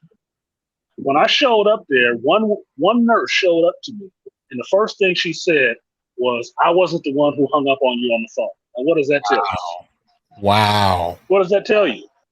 She was the one. Oh. That was the advice nurse. She wasn't expecting to see me. Now, I was so pissed off. I told the ambulance driver this story. That's why I was so pissed off about it. I'm like, look, if I was really having a problem, I could be dead at home right now. When does the advice nurse hang up on me? Right. I didn't want drugs. I wasn't calling for drugs. But that's how she was writing me up. Oh, you just want this. You can get this on a Monday or something like that. I'm not calling for no goddamn drugs. Excuse my language, but that's what it was. I wasn't calling for drugs. No, bro, no. I knew it was bad, but I didn't know it was this bad. Mm-hmm. Like I need to do a lot more research now, because I'm trying to figure out if that's even legal or not. It's not legal. For me, in my mind, that's a malpractice. Yes. Right? There is no way on a helpline, they call you in the middle of the night on the helpline, you're supposed to be hanging up on them. That's like hanging up on a 911 call. Right. You literally could have died that night. Yeah, literally could. And because I called back, I had to call later, and they had to send out an ambulance. That's the only reason why she ended up even seeing me. Oh my Lord. Oh wow. That's the only reason why. So, yeah, it happens, and that's the personal story. It does happen. It happens very, very flippantly and very quickly and very easily, because these kind of narratives that you hear from people that, you know, are lucky enough to pass themselves off as a doctor and get themselves doctorates, they don't give a shit about you. And because they put this information out there, that is what perpetuates to everybody else. That's why it's important that you have to have pushback on this stuff. It can't just be they have 90% free reign, because, you know, psychology didn't even start like that. It was predominantly dudes. Mm-hmm. It was predominantly guys. And they tried to tear down every one of them in fashion to make it 90% just females who can now push this feminist stuff all over the place. Well, bro, you gotta. Well, first, I'm glad this is live and it's recorded, and this is giving me a newfound energy. Like, I'm like, okay, I'm accepting this is the world we live in, but they are. It's this. This is what Curry was talking about. Hassan. It's like it's almost like we're becoming a dangerous species. Because they're killing us. It's not even becoming. We are being pushed towards being an endangered species, because all of these policies and stuff like that, people who think these ideas that they put out there, is to lead to that end. They are pushing towards that end. So for the people who think, okay. Now, Artisan is a friend of the show. He's always got an open door. He can come up anytime he wants. So I hope he'll stay. But if he has to go, I understand, because this was impromptu. But I'm going to leave him up as long as he wants to stay. You know, I'm just eating food. I didn't want you to see me stuffing my face. Yeah. Well, and y'all support Artisan MC. Go to his channel, subscribe. He does a lot of media analysis. So if you're interested in that, go check him out. I want to bring up. So we got Dead Set in here. Dead Set, can you hear me? Yeah, I can hear you. That cool ass voice, god damn it. Dead Set, man. Give us your experience. Yeah, I was misdiagnosed in January of 2021. And this, not to go into the backstory, everybody knows what that is, but I did spend about 7 days in a mental health care facility, and they diagnosed me with alcoholism, which has never been my issue. So the funny part about that is, you know, the charges that were filed against me, I had already beaten them, but now the reason why I can't see my kids is because of mental health reasons. And I think this is one of the dangers, that having these types of women in there who are giving you these diagnoses, they're also the ones who become the barriers to normalizing whatever life you have with your children in a custody battle. And so the barrier for me was an Indian man who was upset because I refused to take the medication. I've never needed the medication. And I've always been like, okay, I've managed all of these years without medication. Why do I want to start all of a sudden? Right. And I told the judge, I'm not going on medication. Y'all not going to stuff that crap in my body. And so I got stuck with, of course, supervised visitation. Wow. No crime. Yep. Wow. Yeah. The crime of being a black male. Well, whatever the reason was, I mean, because I can't substantiate what the reasons were, but, you know, I can eliminate the obvious. Right. But to make that claim, I would have to provide some evidence. Wow. It's ridiculous. Not to butt in, but Dad said, I will give you some evidence that the person who prescribed me some pain medication for my sciatica and my back that had another use, which was antidepressant or depression medicine, was an Indian man. Was an Indian doctor. He's the one who prescribed that shit to me. And that's when I found out on that phone call with the nurse about, it's an antidepressant. I don't take antidepressants. I don't take drugs. Well, it's in here. That means that's what it's for.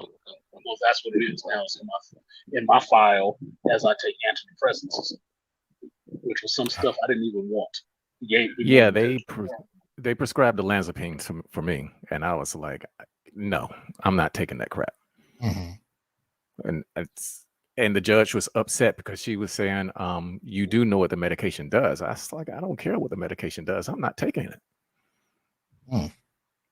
So, you know, it was supposed to be a mood stabilizer, but my mood is just fine. But apparently I'm a danger to my children now. So I'm just going to stop it there because I just wanted to provide some perspective to see that it's not just affecting us, it's also affecting our kids. Yes.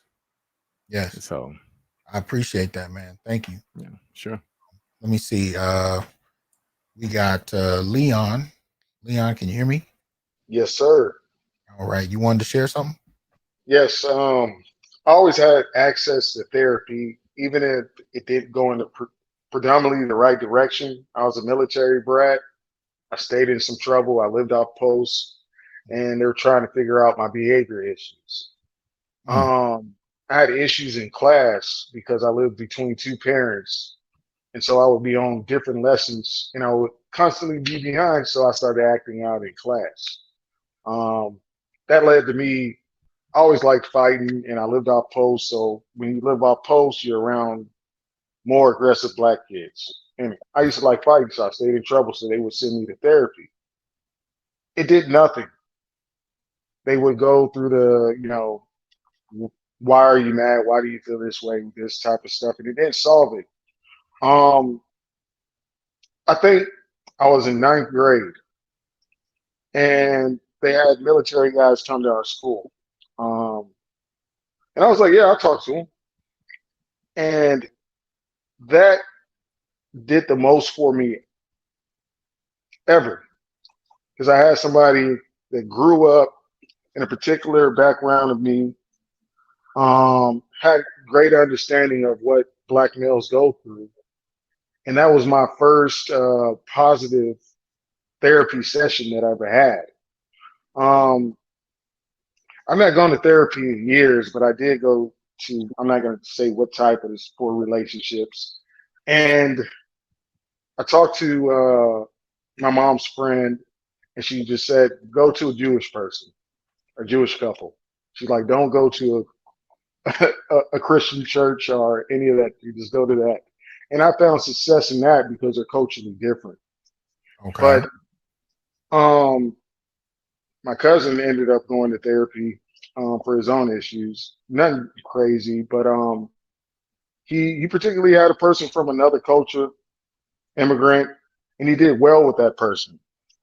And it led to his wife not being happy about it. So he had to switch, and he ran into the problem that you are talking about today.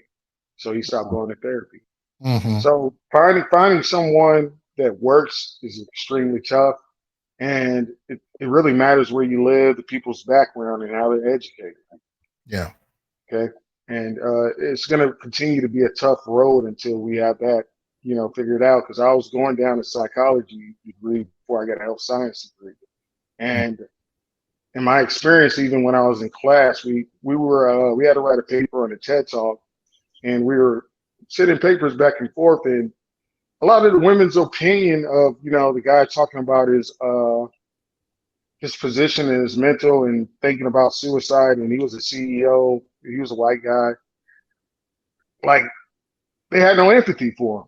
Yeah. And we're going into a field of psychology, and I was kind of lost. And I've talked to Gigi about stuff like this before, and I was just lost. Hey, these people want these degrees, but they don't actually have empathy for guys at all. Right. And it's tough because I'm sitting there, if they don't have empathy for a white guy, they're not going to have empathy for black guys. And it turns out we had another, TED Talk video that we had to write a paper on, and it was the same sentiment. Yeah. And that's why I went down the path of health science instead of, a psychology degree, because I wanted to be recreational therapist. And I was just like, I don't think I'm going to make it through this. So I switched. Wow. And, that's just my story. I grew up in it. Like I said, the first time it ever helped me was 9th grade. And it was a military guy that came to our school. It was a few of them. sit down, play chess with them, and talk to them. Right. And that was the first time I actually gained something from it. Hasan, can I say two things real quick? Go ahead. First, salute to you, brothers, y'all, because I know it took a lot of courage for y'all to get up here and share your story. And my hope is that, because it's a lot, man, the comments are going crazy. My hope is that this would encourage other Black brothers to speak up, right? Because if we don't share our stories, the world would never know, right? But most importantly, not even the world, we need other Black brothers to know, because now we can do something about it. And you better believe I'm about to do something about what happened to artists, right? I'm definitely thinking about what grant I'm gonna work on, how I'm collect stories, and what like actual policy or whatever. I don't know yet. Something's gonna be done, right? Because I heard a story. Secondly, and to the brother who just spoke, what was your name again? What did you go back? Leon. Man, I think your story was so potent because it shows we don't have nothing for Black boys. Yes. Right? Think about this. And I say this often, and no one has ever been able to challenge me on this. They got everything to say about Black men and holding Black men accountable. Well, yes. I said nothing about Black boys. Can I add one thing? Because Tijar knows who I am, on Facebook. So he knows what I'm attached to. My experience is, even when you went to conferences, right? You find that a lot of these organizations, they get funding just because they have Black guys on the books. I'm just gonna put it like that. I'm gonna leave it like that. I'm gonna leave it like that. Right. It's not about even really fixing the problem, but just because you have 5, 10, 20, 30, 40 Black kids or men, you get funded for it. Yeah. It's not saying that you're getting the solution for these Black guys, but you're getting paid for it. Yep. And that's a level of my frustration that I've talked to them about, in our Facebook messages. That's something that reaches me. Well, let me see. Atlanta wanted to drop something else. Atlanta, go ahead, man. Weigh in. All right. But y'all have a good night. I'm gonna go pick up my appreciate son. you, Y'all have a good night. All right, Leon. I appreciate you coming up, good brother. And I hope you come back up again, man. But go ahead, Atlanta. I definitely appreciate you guys. I want to talk about two things. Since we're talking about funding, just to let you know, to the point and everything. I actually took one. I was in the ICU in 2016, but I'm gonna talk about funding first. Since I've been dealing with this since 2016, I had to actually deal with different doctors and deal with some of the best doctors in the world. I was at Emory University, but in the process and everything, losing insurance and having to get other insurance, I had to go through a program to point out to get insurance so I can continue my care. Now, I got my insurance to Kaiser, I'll be honest with you, back around 2019, by the same time as the COVID hit. So a lot of the actual procedures stuff you can actually get, it was all being canceled. If you want to actually get done, your appointments were being canceled. So I was only able to use the program, but for so long. So I ended up to the point of losing that insurance. But then moving forward, what I did was, the program was actually here in Atlanta. And I had to go through the YMCA and some Black females to actually get into this program. So what I did was, I started talking to the people directly in the program here in Atlanta. And I'm telling them, I said, well, this is what happened. I need this, and this is what I need so I can get stuff done. Because I have a family, I have a daughter. So I'm like, I need to get back in this program. So I'm talking to Black women directly. They didn't want to hear nothing I had to say. They weren't going to do anything about it. They didn't want to talk to anybody about it. So this is what I did. By myself, with no help, I'll call the company up. I'm talking to the official, I'm talking to the social, I'm talking to the person over the program. That's like, no problem. All thing you need to do is go back to the same people that's telling you that you can't get it. The same people who are telling me I can actually get in the program, they're the ones telling me it's not going to happen. So I do what they tell me to do. I follow all the paperwork. I get back into the program again and everything. And so 6 months had passed, and I'm finally back into the insurance program. But I didn't know at the time that I would have to go back and reapply again. So I ended up going to the doctor And I ended up getting an email from them telling me I need to go ahead and actually apply for this program. But I couldn't actually get in there in time to apply for the program because I was just, going through certain things at the time. So I called the female up and I said to her, I said, look, I'm not going to make it today. Can you send the information? Can I actually, fit this work out? Blah, blah, blah. This woman told me that, first of all, she's just an actual person at the YMCA. She's not a person appointing anything that's like the older program, but you have to go through her gatekeepers. You got to go through these gatekeepers to actually even to get to the program. So, black female, I don't know her. She don't know me. I met her once. I got into the program through her through the second time. She told me verbally that she was going to be busy. She had programs, she had events that she had to do, and she was not going to have time to even deal with me. She told me to the point and everything that was the last day, and she was going to be busy. Now, long story short and everything, I found out like 7 days later on that the company had decided to the point that they sit back and say that they didn't get enough people to get into the program, so they were going to extend it. She never called me back. She never reached out. Now, they always sit back and say black men don't act and they do what they need to do. But the problem is the point and everything, the gatekeepers, our own people and our own women, a lot of times, they're the ones that are keeping us from actually getting the service that we need. Now I'm gonna talk about to the point my ICU thing and everything as quick as I can. My background to the point and everything is in sports and media, social media, as well as fashion. In 2016, I was at the New York Fashion Week, and in February, and I got ill when I came back. So I was in the ICU in 2017 for 7 days. For 7 days, and I think I kind of shared this with Hood Scholar.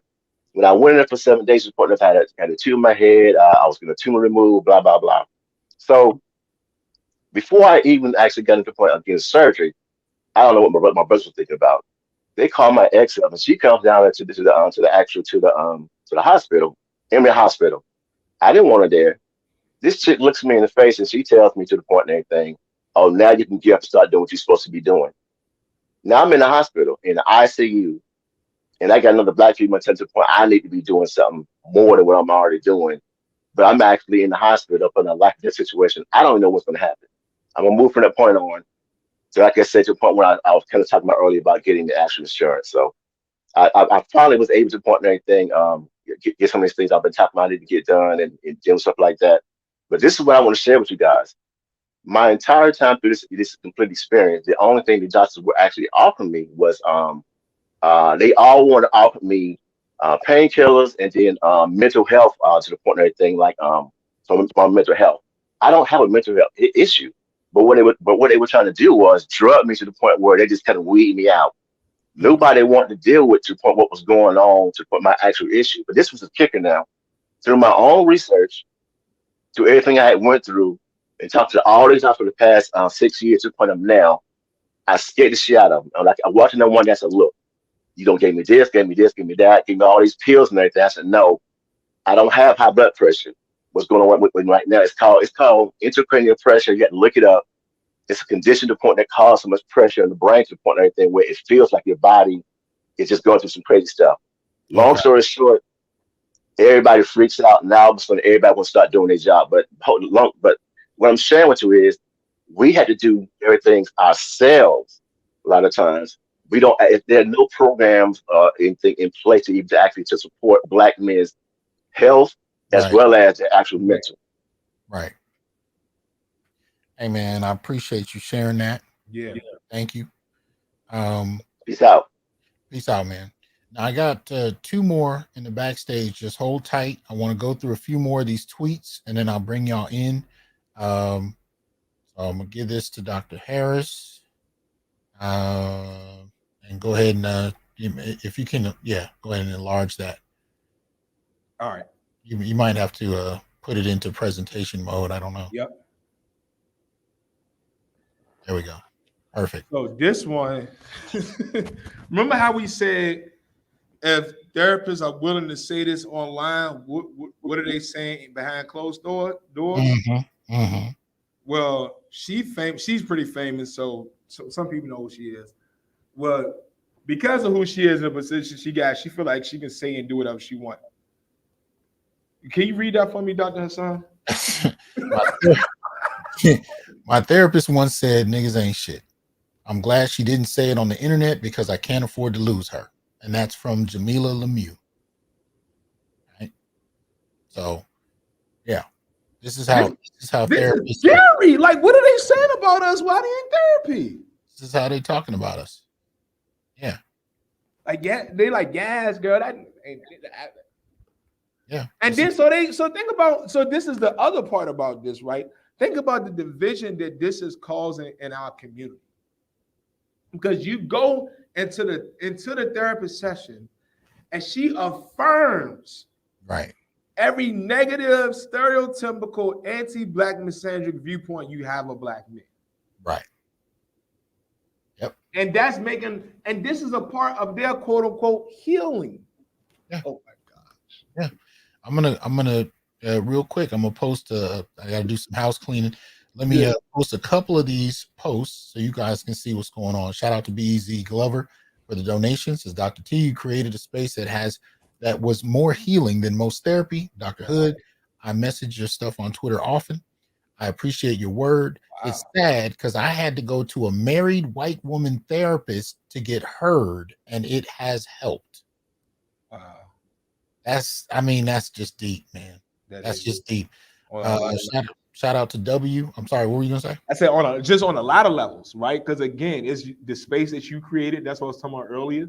Yeah. This shows that people are following our work that we aren't even aware of. Mm-hmm. And I'm glad he was able to go somewhere to get healed. Absolutely. Absolutely. And I applaud you. Go wherever you need to get what you need. And I mean that in terms of therapy, medical treatment, relationships, wherever you need to go, where you can find peace, go. That's just straight up. Shout out to W. W says I was retaliated against professionally from court-appointed guardians after advocating for a black male under care of an agency that was incentivized to delay the development of young black men in their care. It's a medical racket. Damn. W, find me on any of the socials and DM me. I'm Dr. Hood Scholar on Twitter and Hood Scholar on Facebook. Okay. We got another one from BEZ Glover. He says, I appreciate that generous donation. He says, no black male therapists could I find, and the black women were evil.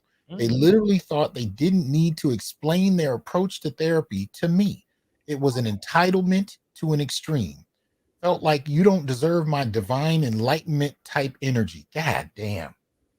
This is what we were talking about earlier in terms of, using therapy and really attacking your patient in a vulnerable state, and not even, but to not even explain your approach to therapy. And I'm glad he was astute enough to ask.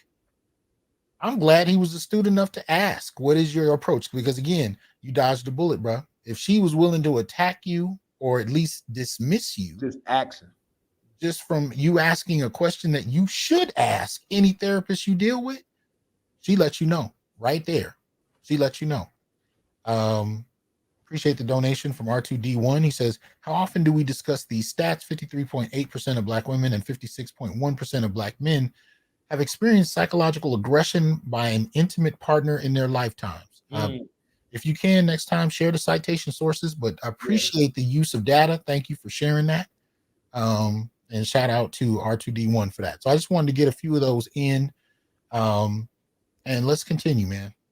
Yeah, I think to your point too about action, y'all heard me speak on this channel a lot. In my previous shows, I've talked about my experiences with therapy, and I did not ask.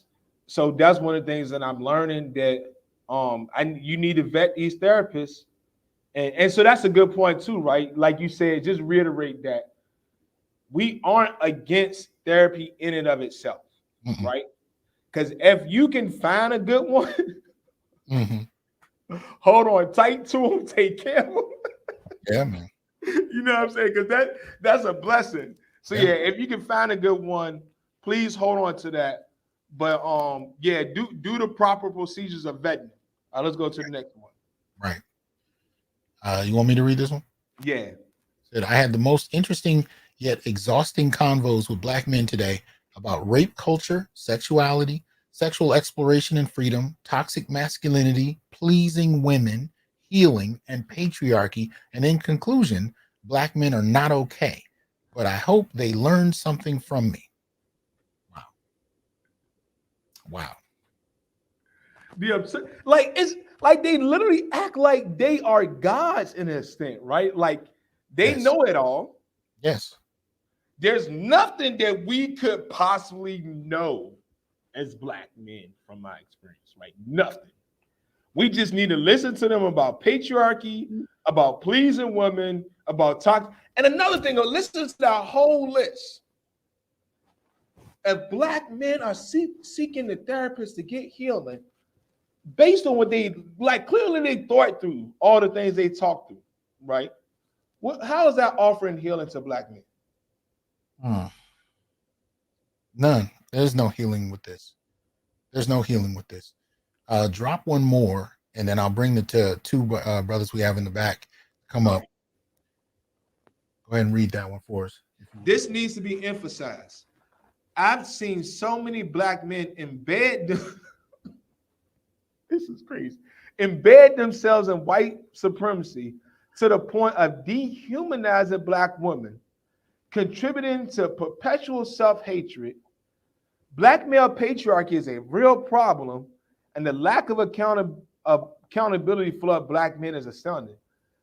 The lack of accountability for Black men, all we have is accountability for Black men. Yeah, it's always been one-sided, but especially since the 1980s. But go ahead.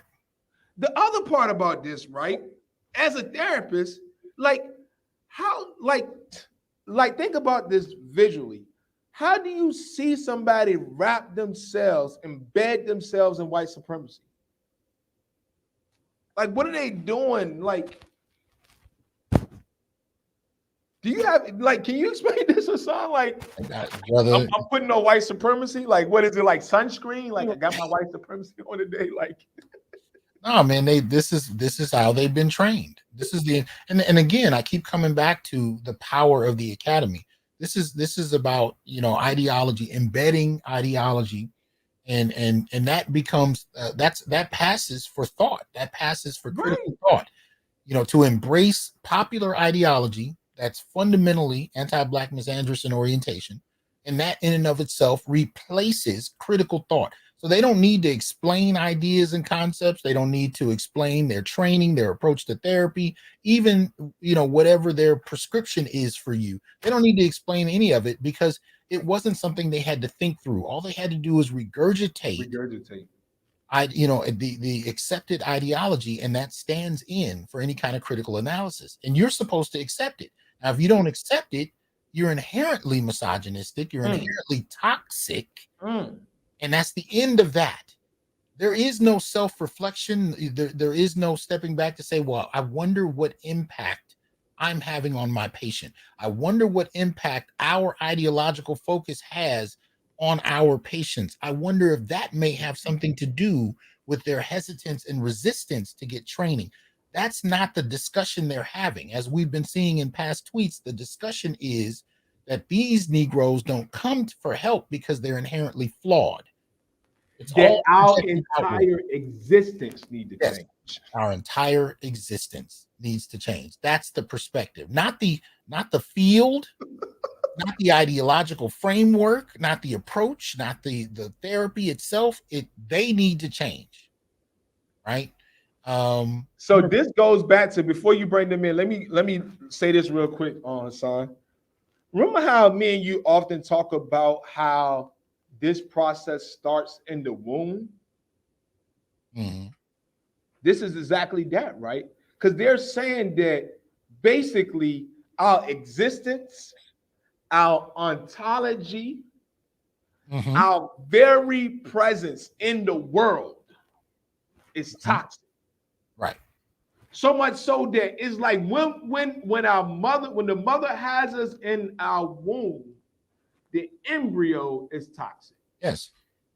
To the extreme where there are people on Twitter joking about, if I have a Black boy, then I'm going to abort him. Yes.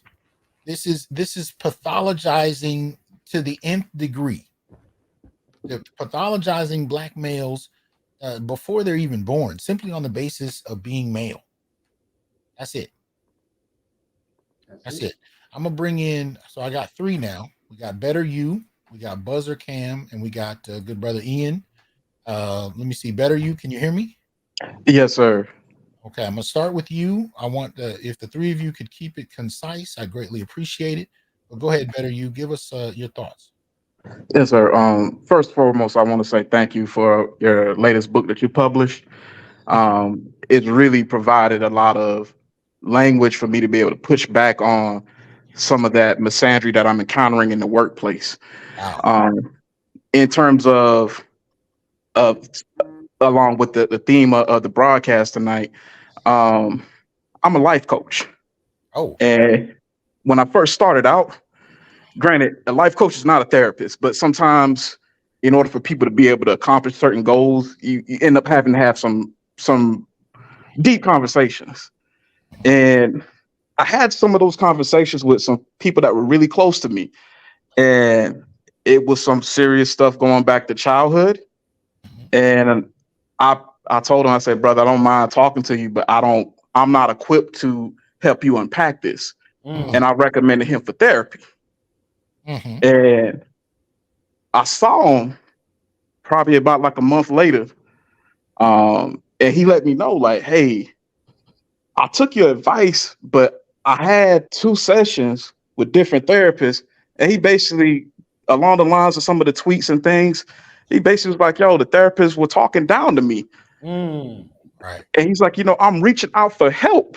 And I'm getting injured in my quest for help. And it was something that was so profound to me. And him and I, we're great friends and great friends still, but I can't lie to you. It was something that when he told me what he went through, right, I felt like shit because I recommended, hey, you go seek therapy, not knowing that this was a thing.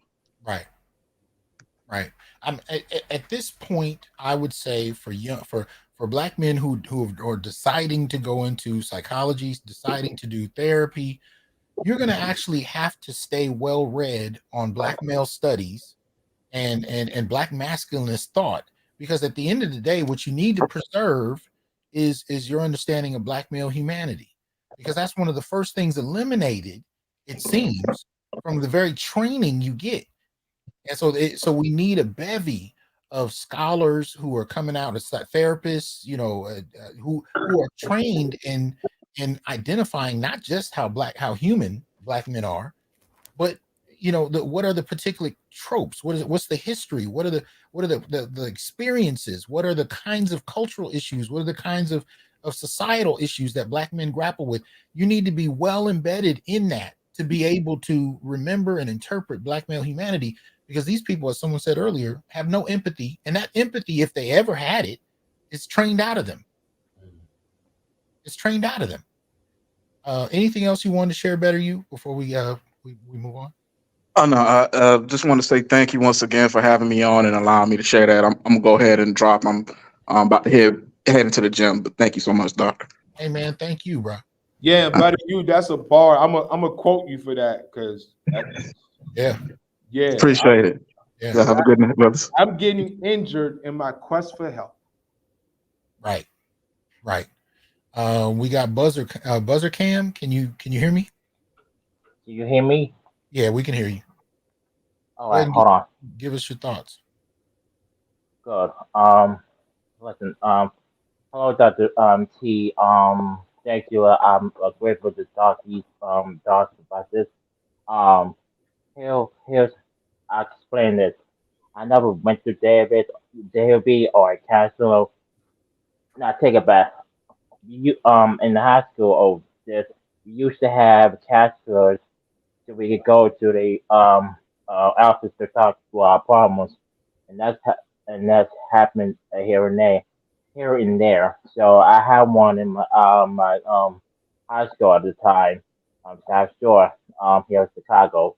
Her name was, first I thought I had one that I had before, but one was special. Her name was Miss Brown. her name started with letter D. I forgot her first name. She was my counselor. If she was a female, she was a dope one at that fast. She was careful and she was helping her is and I talked to some advice was my partner is and she was kind. Nope, I never experienced the ones oh and she's black too. A light skinned woman and no she did some acting in the side and by side while doing this too. But so she was the kind therapist of herself and can you hear me? Yeah. Yes. Oh, okay. I thought something's going on. Okay.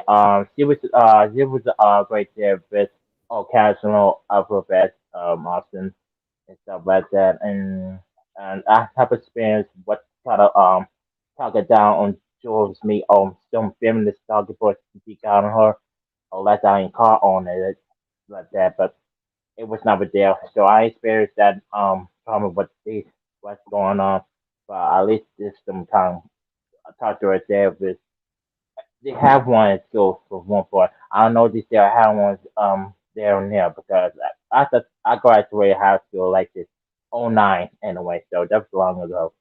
So that was the last time I made the some time like that. And that was on school. I'm still looking for finding some therapists out there. If I can find one, I'm gonna be careful next time. I have to listen to what's going on and stuff like that. Experience what's going on lately yeah. Oh, this it's tough out there to find one. Right. It's tough. It is. It is. Yeah. You know, all I can say is to keep looking, and sometimes it even helps because again, I'm an advocate for vetting the therapists you're looking at. You can even ask if they've done any kind of work in regard to Black men. You know what I mean? You can ask those kinds of questions. Do they have any research? Do they have any publications? You know that can let you know if they have any specific training. I highly urge people, you know, continue to vet because it's important before you let people, you know, into those kind of spaces that you know what their philosophies are. Dr. Harris, did you want to add anything? I just want to say, brother, I'm proud of you for speaking up because that took a lot of courage, and I want to encourage you to continue to share your story, man. And I want to say this because I've been there. Don't give up. Right. Don't quit. I never give up on the other days. All those days it could be tough, but sometimes it's something it's not your fault. It's that circumstance that happened there and there. But I'm gonna try to look for one if possible. If my research would be better, then I will look for one someday. So thank you guys. All right, And brother. that's all I have to say. I just want to talk for a moment and talk to Miss Dr. T for a moment and great work what you're doing too. By the way, I saw the American no American Moon off up friggin' lately recently. I saw you in it. Good work on that too. Okay. All right, brother. All right, man. Okay. Thank you guys. I Take miss it you. easy. Okay. All right. Thanks, Bye. thanks for coming up. Let's go ahead and get Ian in. What's good with you, man? Can you hear me? Uh-oh. Ian, can you hear me? Huh? Ian, you're muted, Ian. So I don't know if you can hear me or if there's a problem. Or check your mic. Let me see if I can unmute him. See if it. No, it looks like it's a thing. So you might have to go out, come back in, man, because we can't hear you at all. We'll go ahead and go to Cam. Can you hear me? Oh, there you go. There you go. Yeah, now we can hear you. Yeah, what's up, brother? Brother. What's good? What's good? What's going on? How you doing, Scholar? We're good, man. What's going on, Dr. T, son? Good. Yeah, I just wanted to point out because we're talking about a lot of this is influenced by the academy, you know, in terms of where they go, in terms of what their parameters that they set forth for mental health. You know, what is mental health? That comes directly out of so-called research that is done in the academy. Mm-hmm. Particularly that research is mostly white supremacists, and it's liberal feminists. Sylvia Winters, I know you're familiar with this. You guys are probably, but I just became aware, that Sylvia Winters had kind of blamed the demise of the Black Power movement and the Black Studies movement, the demise and the withering away of the Black consciousness came about from the Black intersectional feminism being pushed into the academy, and I think that's essentially what we're dealing with when we're looking at a lot of the issues that we're facing with regard to with regard to this kind of misandrist outlook, that's being taken. So a lot of where the animosity is coming from the fact that Black women have a heavy attachment to the sexual revolution, and because of that, what you see is that's how you see the LGBTQ movement coming in. I had an experience one time where I was at a cafe and there were some LGBTQ activists, Black LGBTQ activists. They came in to the cafe and they wanted to talk to the Black community, and I kind of sparked up a little this kind of a discussion with them, and they ended up basically accusing me of being anti-Black and not caring about Black people. But simply what I suggested was that if you want to really understand and get to know what Black people think about LGBTQ, why don't you start with not being accusatory in terms of them being homophobic? The whole stereotype of Black people being the most homophobic. And as soon as I said that, in terms of, okay, why don't we start from a fair and balanced, neutral place in terms of a discussion, they started to attack me because there's this heavy reliance on this sexual identity. And I think when you go into these spaces psychologically with these women are very insecure about their sexuality. And really what happens is it shows up in this need to emasculate men, especially the minds of men, right? I mean, when they get an opportunity to emasculate you, that's what they're going to do. But I think it boils down to them feeling like they want to feel sexually empowered. But I think, unfortunately, there's this kind of this deviant twist to it where they want to destroy the minds of men so that we become these mindless drones who worship them sexually. I mean, that's essentially what you saw with the woman who you had as the example. Why is she doing so much sexually expressive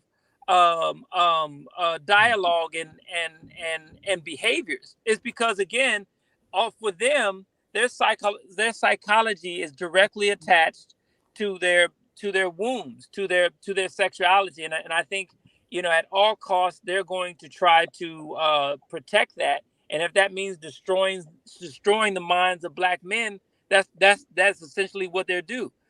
That's what happened in our land here. That's what happened with the Keke Palmer situation. Where men were critiquing her being outwardly sexual and being inappropriate, and women started calling Black men, saying that they hate Black women, just for their critique of how women show themselves in these explicit ways. So I'll just land there. Okay. What do you think? Doc? You want to? I can respond. First, shout out to you, Ian. I appreciate you be on the battlefields, bro. Ian be coming in with blood all over him. Yeah, man. And I appreciate your comment where can we just start off with a fair discussion without the presumptions, right? Right. And I appreciate that a lot because this is exactly what I was explaining, what happened to me when I was on their side, right? Like you could have called me a Black feminist. And when I started asking questions, then we had problems. So Right. for me, my biggest problem with Black feminism and the way in which it has been discussed online, right? So let me be clear on what I'm talking about. I'm not talking about in society. I'm not talking about in the college classroom. I'm talking about specifically online discussions on Twitter and Facebook. Right. Right. They have been divisive. I haven't seen wholesome, uplifting conversations where two Black people who come from different perspectives come out of that conversation Right. feeling better about each other. Right. Right. That's my issue, right? And I would say, so I want to affirm that, Ian. I do want to say that I don't want us to fall into the same things that they're doing by saying we know what's going on inside of them internally, right? Because we don't know what's going on inside of them internally. Okay. We can go by the evidence that's presented, right? But I don't want us to go in, okay, this is what's going on inside of them, so this is how they're treating us. Okay. You see what I'm saying? Yeah. Right. Yeah. What you think, Dr. Johnson? Well, you had me thinking about this whole kind of discussion on Black feminism, and one of the things that keeps coming across my mind is that now you've sat in nationalist spaces, in revolutionary spaces, and Pan-Africanist spaces, and you've seen men and women contribute ideas, debate, sometimes intensely, right? When's the last time you saw a Black male feminist in a debate about feminism, pushing back, raising questions that aren't normally accepted? When's the last time you've seen that? It would have been me, but you saw what happened to me. But that's precisely my point. That's what happens when you push back. This is why I keep coming back to this. It's supposed to be accepted as a religious truth. It's not supposed to be questioned or pushed back upon, especially by heterosexual men in those spaces. And if you raise those questions, you're immediately labeled and attacked in that regard. Yeah. Now, as a man in a feminist space, because I too was in graduate school, was trained as a feminist, what you were supposed to do is sit at the feet of women and accept this divine guidance.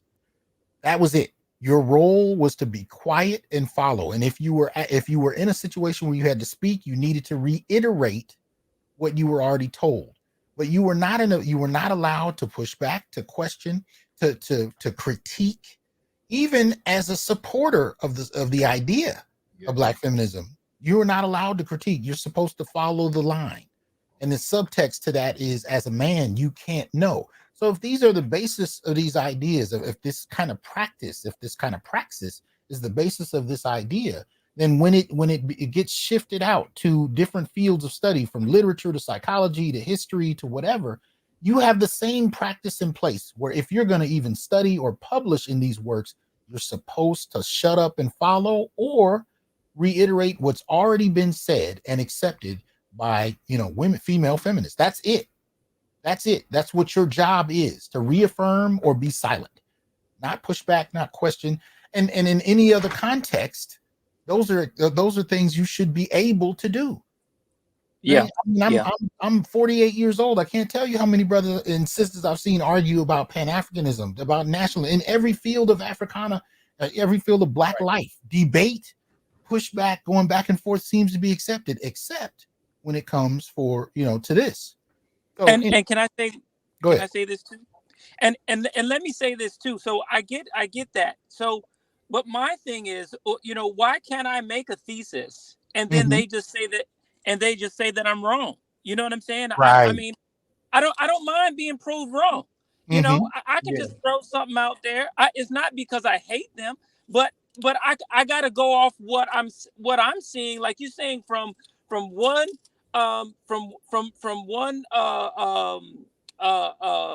academy, from history to literature. So because Winters even spoke about that. Sylvia Winters, she said, because the feminism is so heavily based on fictional literature, you have essentially Black women just making up shit. You know what I'm saying? And let's be real. mostly the literature that they rely on is heavily sexualized. You understand what I'm saying? So they just got sex on the brain. You feel what I mean? Hold on, Ian. Let me help explain some of this, right? We got to bring in one more brother, so I want to kind of I just make this quick. You got to realize that in the current iteration, the academy has been accepting to Black women. But this is a very current thing, right? And for a while, probably hundreds of years, the academy was anti-Black, right? And we go back to the early 1900s. Think about this historically. When you had Du Bois, Carter G. Woodson, etc., there just weren't that many Black scholars, period, right?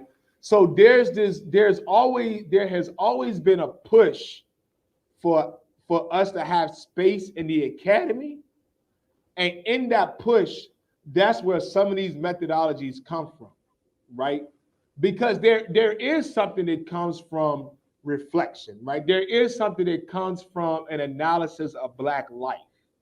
The problem is when it stays there, right? When it's okay, because for me, actually both Hasan and I were interdisciplinary trained scholars, right? As interdisciplinary trained scholars, we look at methods across disciplines, right? So is there a discipline, is there a method in English that can be reflective and that could help us better understand Black life? Yes. The problem becomes when that is the end all and some summation of all methodology used to make the conclusion. Yes. So we don't look at history, right? We don't look at data. We don't look at genealogy. We don't look at geography. I mean, I can go through all the methods because I'm a transdisciplinary scholar, right? So I'm saying we got to look at all of these other factors. Right. And this is why, so to your point, Ian, this is why you get a claim such as Black male patriarchy when the method is monodisciplinary or single disciplinary, only focusing on that one discipline. But does not actually look at, well, let's look at the life expectancy of Black men. My passion is, and clearly the life expectancy of Black men, we have one of the lowest life expectancies in this country. So if you go beyond your method, your singular method, and start looking at more information, then it's going to be hard to reconcile Black male privilege and the group that's dying the youngest and the earliest. Absolutely. Hey, Ian, man, I appreciate you coming up, fam. Yeah, appreciate you. And you guys look at the book Protest Psychosis, right? Check out that book because this fits in, because this is essentially what Black feminists have done. They've taken this kind of racist psychological understanding of Black men, and because they're not giving any pushback, because they're only using that one discipline and not giving any pushback even to their own theorems, right? They're basically adjoining to this racist psychological profile of Black people, and they're just running with it, and they're adding it to their toolbox, but it's racist. Yeah. So yeah. Thanks a lot, man. All right, thank brother. you. Appreciate All right. With this, the last brother up for the night, and then we're gonna go back and close on Dr. Harris. The last tweet he wants us to kind of get a look at. Cam, is that it? Yes, brother Cam. Can y'all hear me well? We can hear you. What's good with you, man? Dr. Johnson, blessings to you. Dr. Harris, thank you all so much for providing this space. Thank you. You all are right. If brothers don't speak and say something about their experiences, the world will never know. They don't incentivize us to have conversations in general, especially healthy conversations where we're informing one another and uplifting one another. I just want to give brothers two precautionary tales, and then I'm gonna get out your way, because it's just a whole entire live has just been so phenomenal and informative. But I want to let brothers know to be very careful about the person that you're trusting to give you therapy, like you've all been speaking on. I was in a relationship, and just like any brother, I want to do what I can to make sure that we have happy spouses and happy people in our relationship. That's right. So That's therefore, right. if my lady wants to, go to therapy, if we're having some problems, why not? Sure, let's go to therapy, babe. Because they tend to have more vocabulary and more understanding and connections in those fields than we do, the average brother. Of course, she knew what therapist we could go to. Of course, she had other resources we could go to. And guess who those therapists happen to be?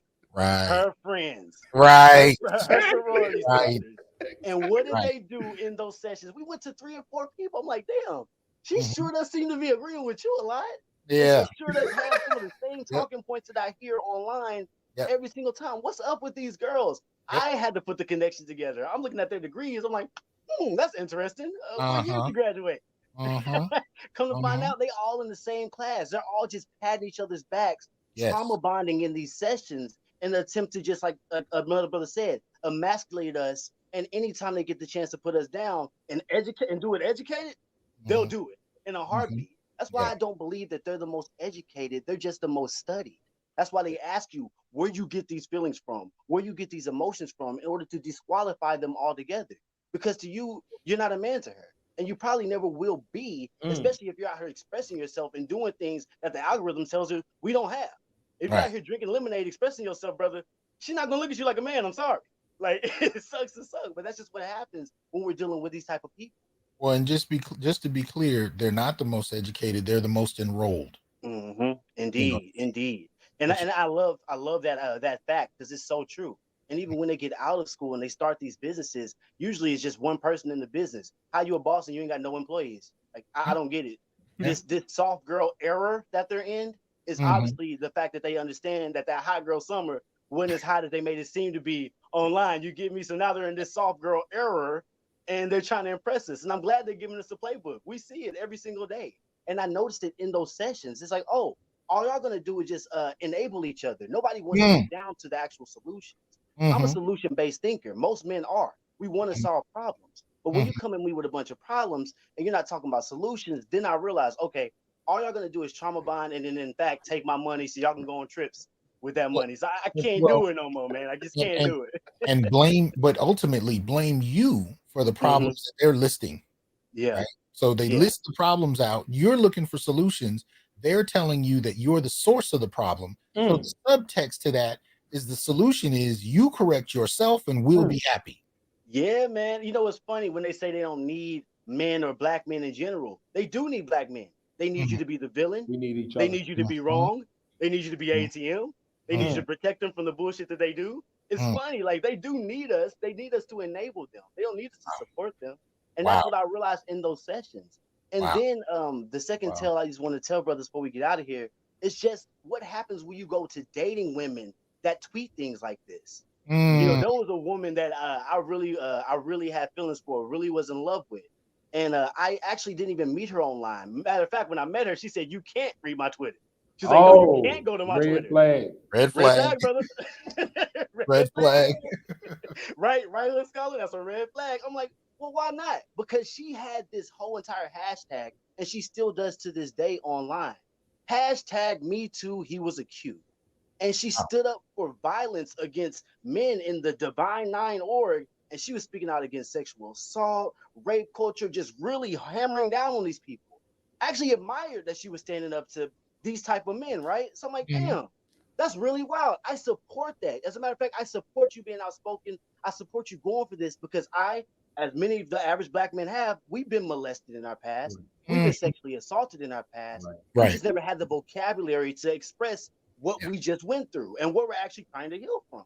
Right. So I went all in. I'm like, you know what? I support you, but I don't have to be on your Twitter. Cool, I'll turn a blind eye. Mm. Come to find out that this person actually wasn't who she thought she was, essentially, and also who she portrayed herself to be. Because even now to this day, after everything I've been through, healing from that situation with her, I've now come to realize that these people are just wolves in sheep's clothing.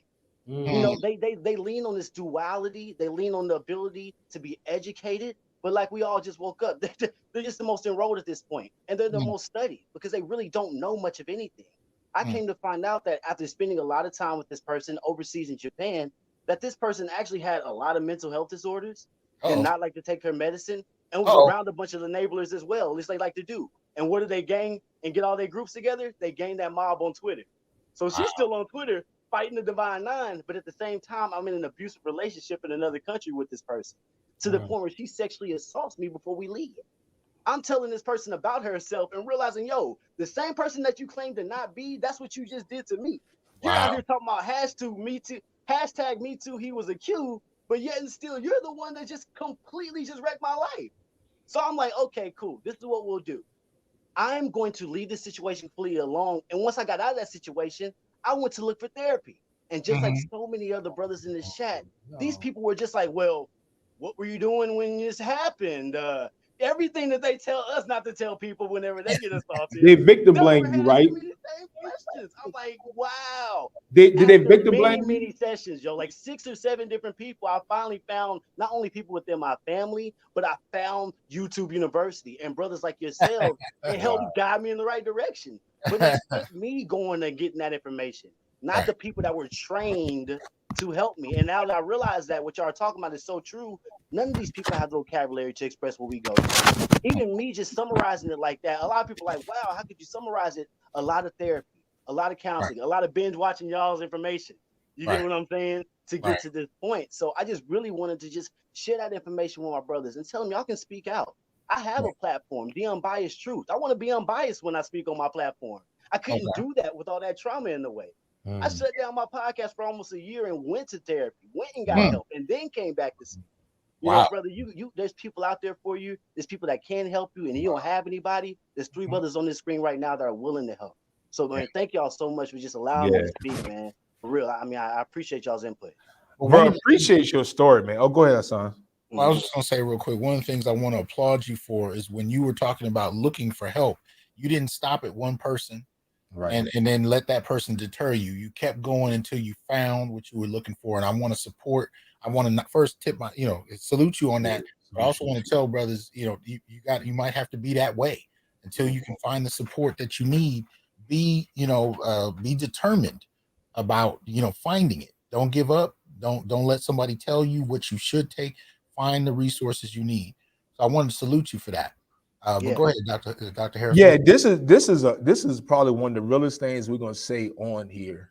I was where you were, Cam, and I'm fortunate to be here right now.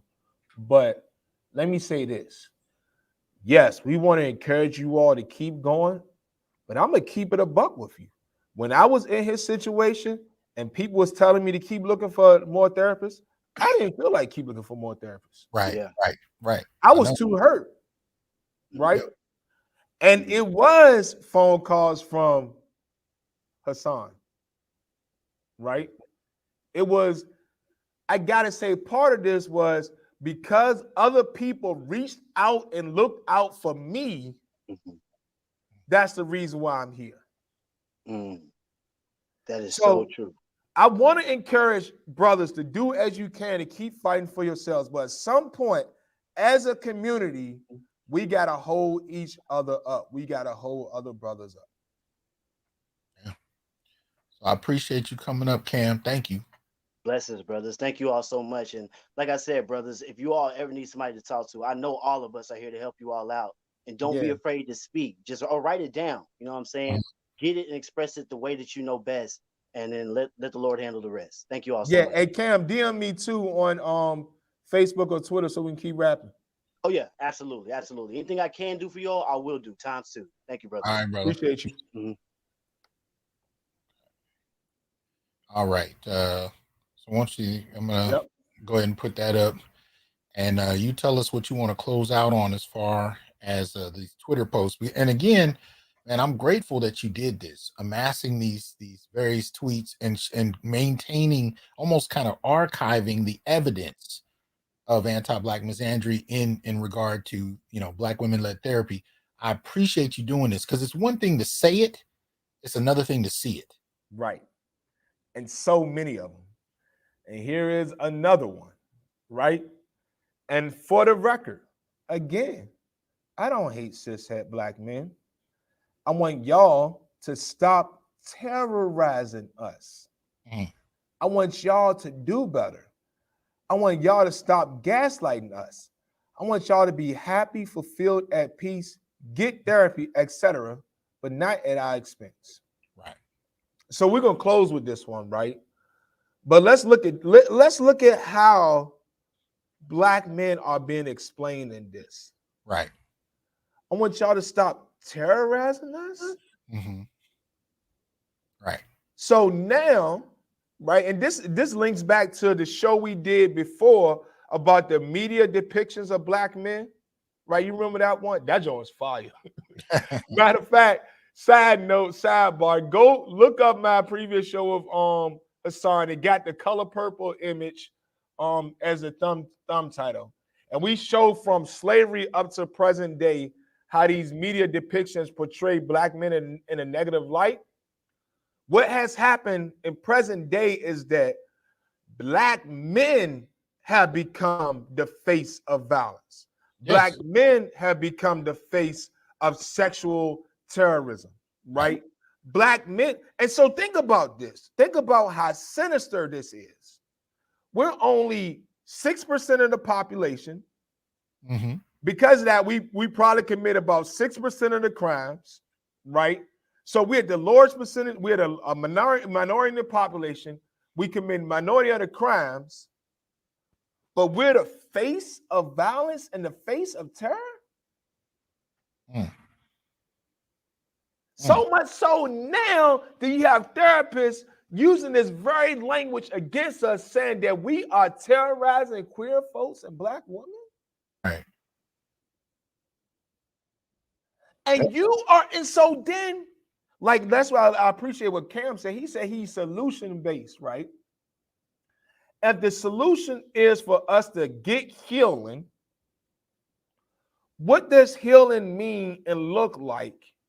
And when we go to this therapist right here, and they say that they believe that we are terrorizing and gaslighting them.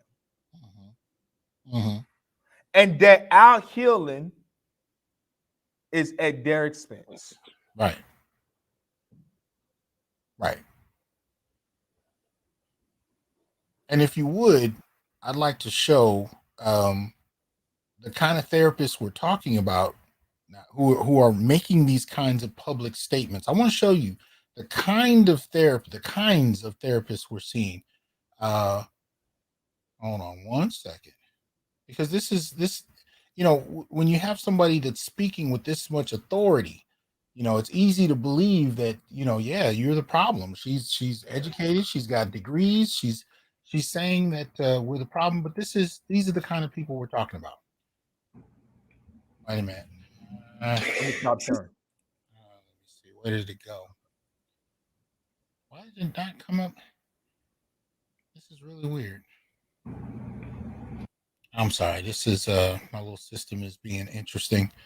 I wasn't planning to do this, but it still shouldn't be doing this. So I'm not sure what kind of technical issue is going on.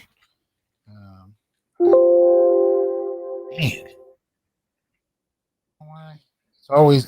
I almost had a show with no technical problems. Yeah, we almost had it. Almost had it, man. It just, yeah. It's always something. Damn it! It's not coming up on the screen. I don't know why. So, damn it. Can't play. I think it's because you were sharing, and I stopped sharing. Does that help?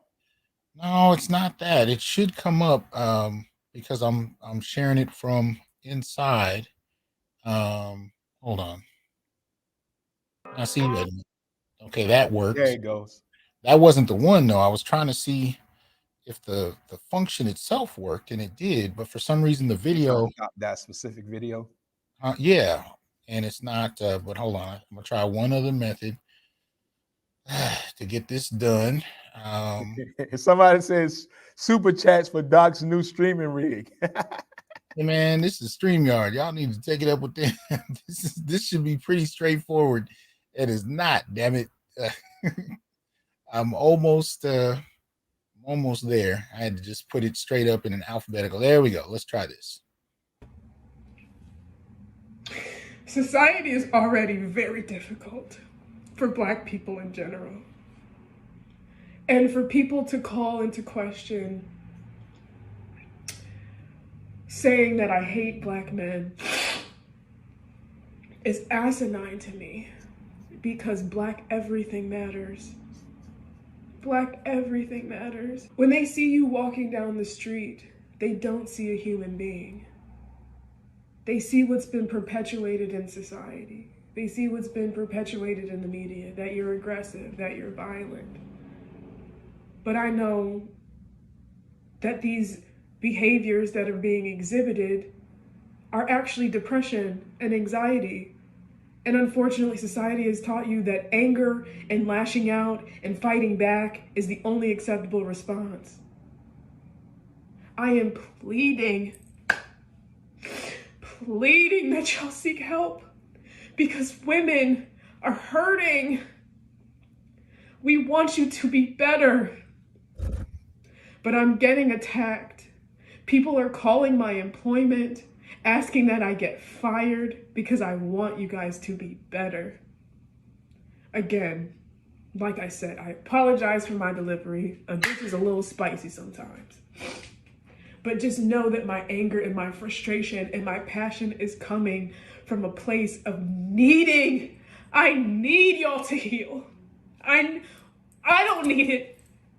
Society needs it. You need it. Have enough pride about yourself to want to do better. I understand I might not be the clinician for everyone, but I'm damn good at my job. I understand I might not be the clinician for anybody, but I've sparked a conversation. I've shook the table. If the words that I'm saying are resonating with you, please go talk to somebody. If there's a gap, fill that gap. Become counselors, become mental health professionals, so we can heal each other, so we can heal ourselves. All that I ask. Okay, I didn't stop it, so that was just a short clip. Yeah. Now, did you get anything out of that, bro? Yeah, I got a couple of things, right? And other psychologists, trained professional psychologists, have told me they think that she needs psychological help. So those weren't that's not my perspective. That's from other trained professionals. So I would start. So on one hand, I actually do feel some level, like I do feel bad for it on some level. On another hand, like that was performative, right? And a couple of things stood out to me. She said initially, she caught herself, but she said that we need to heal for the community because we are hurting Black women. Right. Notice that this is a very slight difference, but if you pay attention to you can catch this very slight nuance. The healing isn't for Black men themselves. Get it. It is so that Black women can be better. You see that? So it's not that. So at the end of the day, even our healing for her is based on something being better for her, and not something that's just better for Black men. Y'all see why I fucked with Dr. Harris, man? That's my boy right there. I didn't even have to say it, man. He caught it like a football, baby. That's what I'm saying. It was never about our own healing, our own humanity, none of that. It was about being better for Black women. And just to indict Black men as a whole, as a therapist who's trying to help, you indict Black men as a whole on the basis of supporting Black women's need for us to somehow make their lives better by not being these kind of terroristic beings that we saw, stated in these previous tweets. That in and of itself is wholly problematic. See, when I talk about, the issues that I have with Black women in certain contexts, whether they're therapists, white collar employees, so on and so forth, I try to be specific to the context. I never said Black women as a whole are terrorizing Black men. Do you hear how irresponsible that is? Right. I mean, but you were absolutely right, man. None of that was about Black men themselves. And this might be a whole nother area that I think some Black men are responding to when you constantly hear that you're someone else's problem, where they project and blame you to such a degree where they can indict you before you've even walked in the room. Why would you go submit yourself to that? Why would you not withhold and go somewhere else if you can find it? If that's not a safe space, as they call it, if that's not a healing space, if it's about indicting you before they even explore your humanity, what brother would want to go sit through that shit? So, just like that woman who said that with about patriarchy and stuff, like not that many men coming to me. right. I'm actually glad they not. Exactly. So, as far as I'm concerned, be better, and this is from Josiah, be better to do more emotional labor for Black women. That's essentially what she was saying. Be better for our benefit. This has nothing to do with how much healing would necessarily benefit you. This isn't even really about you. It's about us. And you're the problem. I don't know if that kind of treatment works for anybody, but look, man, I appreciate you coming up, Doc. Yeah, brother. Thank you. You always, welcome here. You're a friend of the channel. So whenever you want to, talk about something, you know what it is. Yeah. So anything you want to say to close out to the yeah, I know this probably the comment section ain't gonna like this, but this is what I like about us as Black male study scholars. Like me and you, we don't agree on everything, but we do agree on the wholeness of Black men. For me, I still believe in Black unity and Black community. So I'm still a revolutionary. I'm still fighting for Black freedom and Black liberation. Okay. And I do believe, because for me, a lot of this is rooted in a white supremacist system that's been in place from basically for 500 years, and us living in a colony, right? So for me, that's the foundation, and that with dismantling white supremacy that's causing this harm, that it can bring healing. So I still believe in Black unity. And I think we do agree on, like, what you was, that last statement you were saying. We're not indicting, we're not saying all Black women are bad. We're not saying all Black queer folks are bad. We're not saying all these people are bad. We're saying Black men are being hurt. We heard stories today that joint, right? I'm still proud. That joint changed my life. The fact that a Black man called a helpline, a hotline, that's supposed to be there in an emergency, and they hung up on him. Right. We heard a story about Atlanta State File who had that problem in the ICU. We heard the story about the brother who was sexually assaulted by a Black woman, and when he went to a therapist, he got victim blame. For me, that's the biggest takeaway for me that I'm taking from this, that we got a lot of work to do, and that I didn't realize how bad the problem was. So with that, I'll just say, brothers, keep sharing your story. Keep talking. Don't let them silence you. And it's coming to a point that we all we got. Like, we got it. We need that brotherly community to hold each other up. And I want to finish with this. Thank you, Dr. T. Hasan Johnson, for your work, for creating these spaces, and now for your book. No, hey man, I appreciate it. My only thing, bro, is that and this especially, right, for doing the kind of work you've done. We've explored the Black life. We've explored Black life and the problems in it from every conceivable direction. We've looked at it in terms of class, race.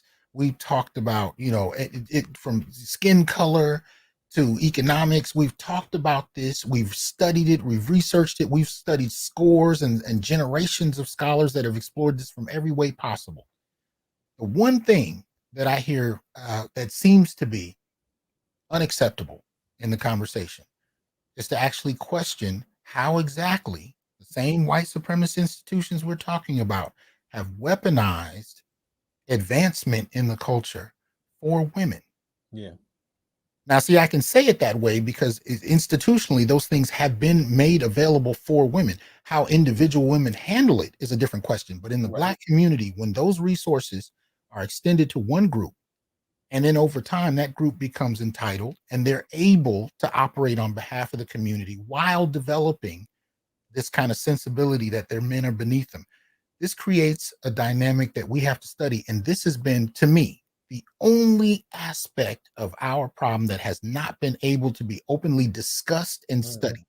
You can't be to publish on it. I'm gonna tell you like this, man. I talked to Tommy Curry when he sent me The Man Not when it was still a Word document, right before it was published.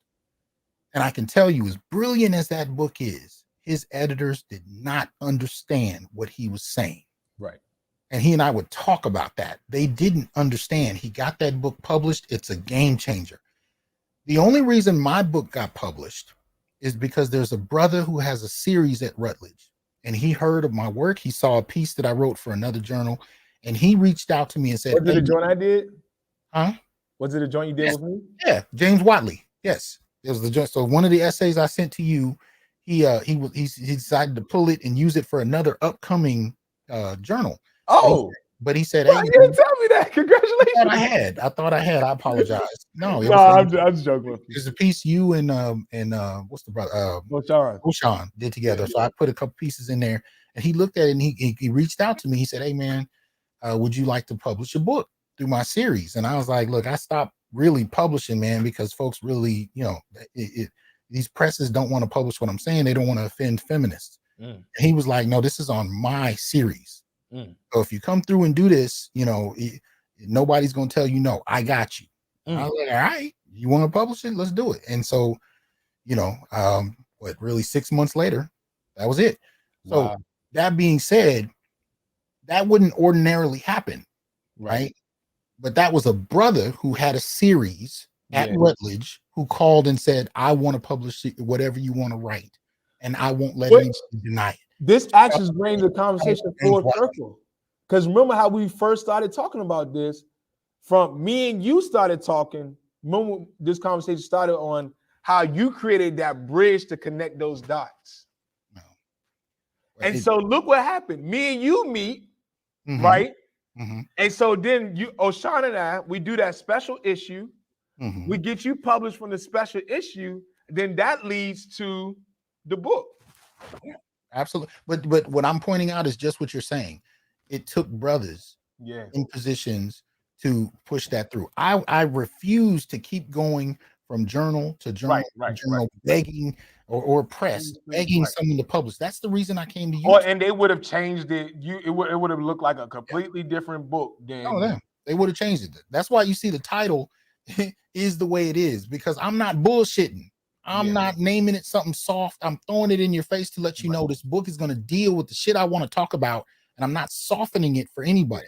But it took other Black men to do it, and I got to a point where I refused to beg for publishers to take my stuff. I said, fuck it. And I just started doing YouTube because I wanted to explore these ideas with like-minded brothers, and I was tired of looking through the academy, hoping I could find someone that would be willing to have a real conversation in public, not behind closed doors, not over a beer hidden in the living room somewhere, publicly. So that said, that's the way I want us to be a resource to each other. Yeah. Because otherwise, if I just wait for other people to give me the green light, it's a waste. But that being said, we need to be able to talk about the areas of our struggle that people want to sweep under the rug.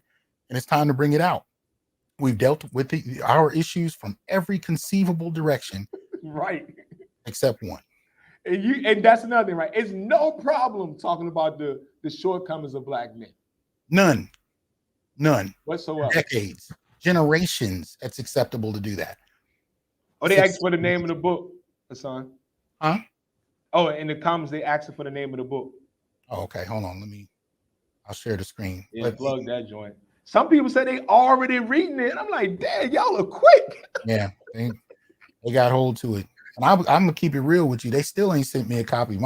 The editor at the thing, she's off for a couple months, so I had to buy my book my damn self because I ain't seen it yet. But this is from Rutledge. You can see it. I'll put the link in the chat again, but it's also in the description box. You got to go a little toward the bottom, but it's there as well. Solutions for Anti-Black Misandry, Flat Blackness, and Black Male Death, the Black Masculinist Turn. If that doesn't tell you that I'm going to talk about what I want to talk about, how I want to talk about it, I don't know what else does. Yeah. So, that's funny. I already got a sense of what you're talking about, especially with that flat blackness. I was like, oh, yeah, I know what he's talking about. Got to deal with it.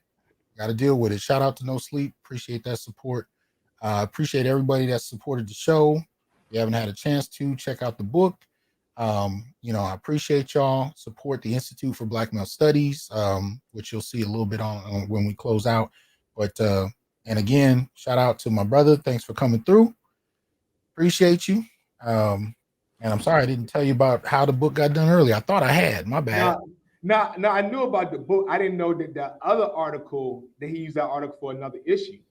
Yeah, because I think I sent you guys like 3. I mean, I may have stopped publishing, but I didn't stop writing. I just wrote shit and I just left it on my hard drive. So I have about 2 books just sitting on my hard drive because I couldn't, I didn't know where to publish them. I didn't have much support. Yeah. But I told you, bro. Remember, didn't I tell you I had you though? Well, you called me and you said we need more. We don't have enough. We need more. And I said, bro, you need to publish your book. And I'm going to encourage you to do that. But you said you need more. I said, how many did you need? And I think at the time you said something about we need 2 or 3. I was like, all right, here you go. All right, he's just sitting on the hard drive. Yeah, man. But anyway, man. Yeah, man. But remember, I encouraged you. I was like, you got to get this out, bro. Well, this one is brand new. I didn't. Much of this, there's only very little of it that I've written previously. This is all new for the book, but I wouldn't have written it if it wasn't for the brother asking me and saying, "Look, I got you," and that was on the basis of you saying you got me. So, and whenever you come up and you got something you want to drop to the public, I got you. You know what I mean? This is how brothers need to be a resource to each other. Yeah, and that's why I say, y'all. I'm gonna tell y'all, like, real talk. Like, me and Hasan have had some real conversations. And he's been there for me at some of my lowest points. So I want to publicly say that I appreciate this, brother. It's all good. It's all good, man. Blessings to the kids, man. Yeah, man. And I'll holler at you, brother. All right, bro. All right, man. Peace. All right, man. Appreciate y'all supporting, staying in. I do want to continue to get stories from you about your experiences with therapy, anything related to psychology, or if you have questions or things you might want me to cover. Like I said, I might do a part 2. So let me know if that's something you want to see and what you might want me to cover. Go ahead and put that in the comments for the video, but continue to give me your stories because we need to get this out, man. We need to talk about what we're dealing with, and we don't need to apologize to anyone about our experiences. We just need to share that information with each other so the next man doesn't have to go through what you went through. He at least has a little bit of knowledge you may not have had. So shout out to y'all. I'll holler at y'all. I'll talk to you soon. Peace.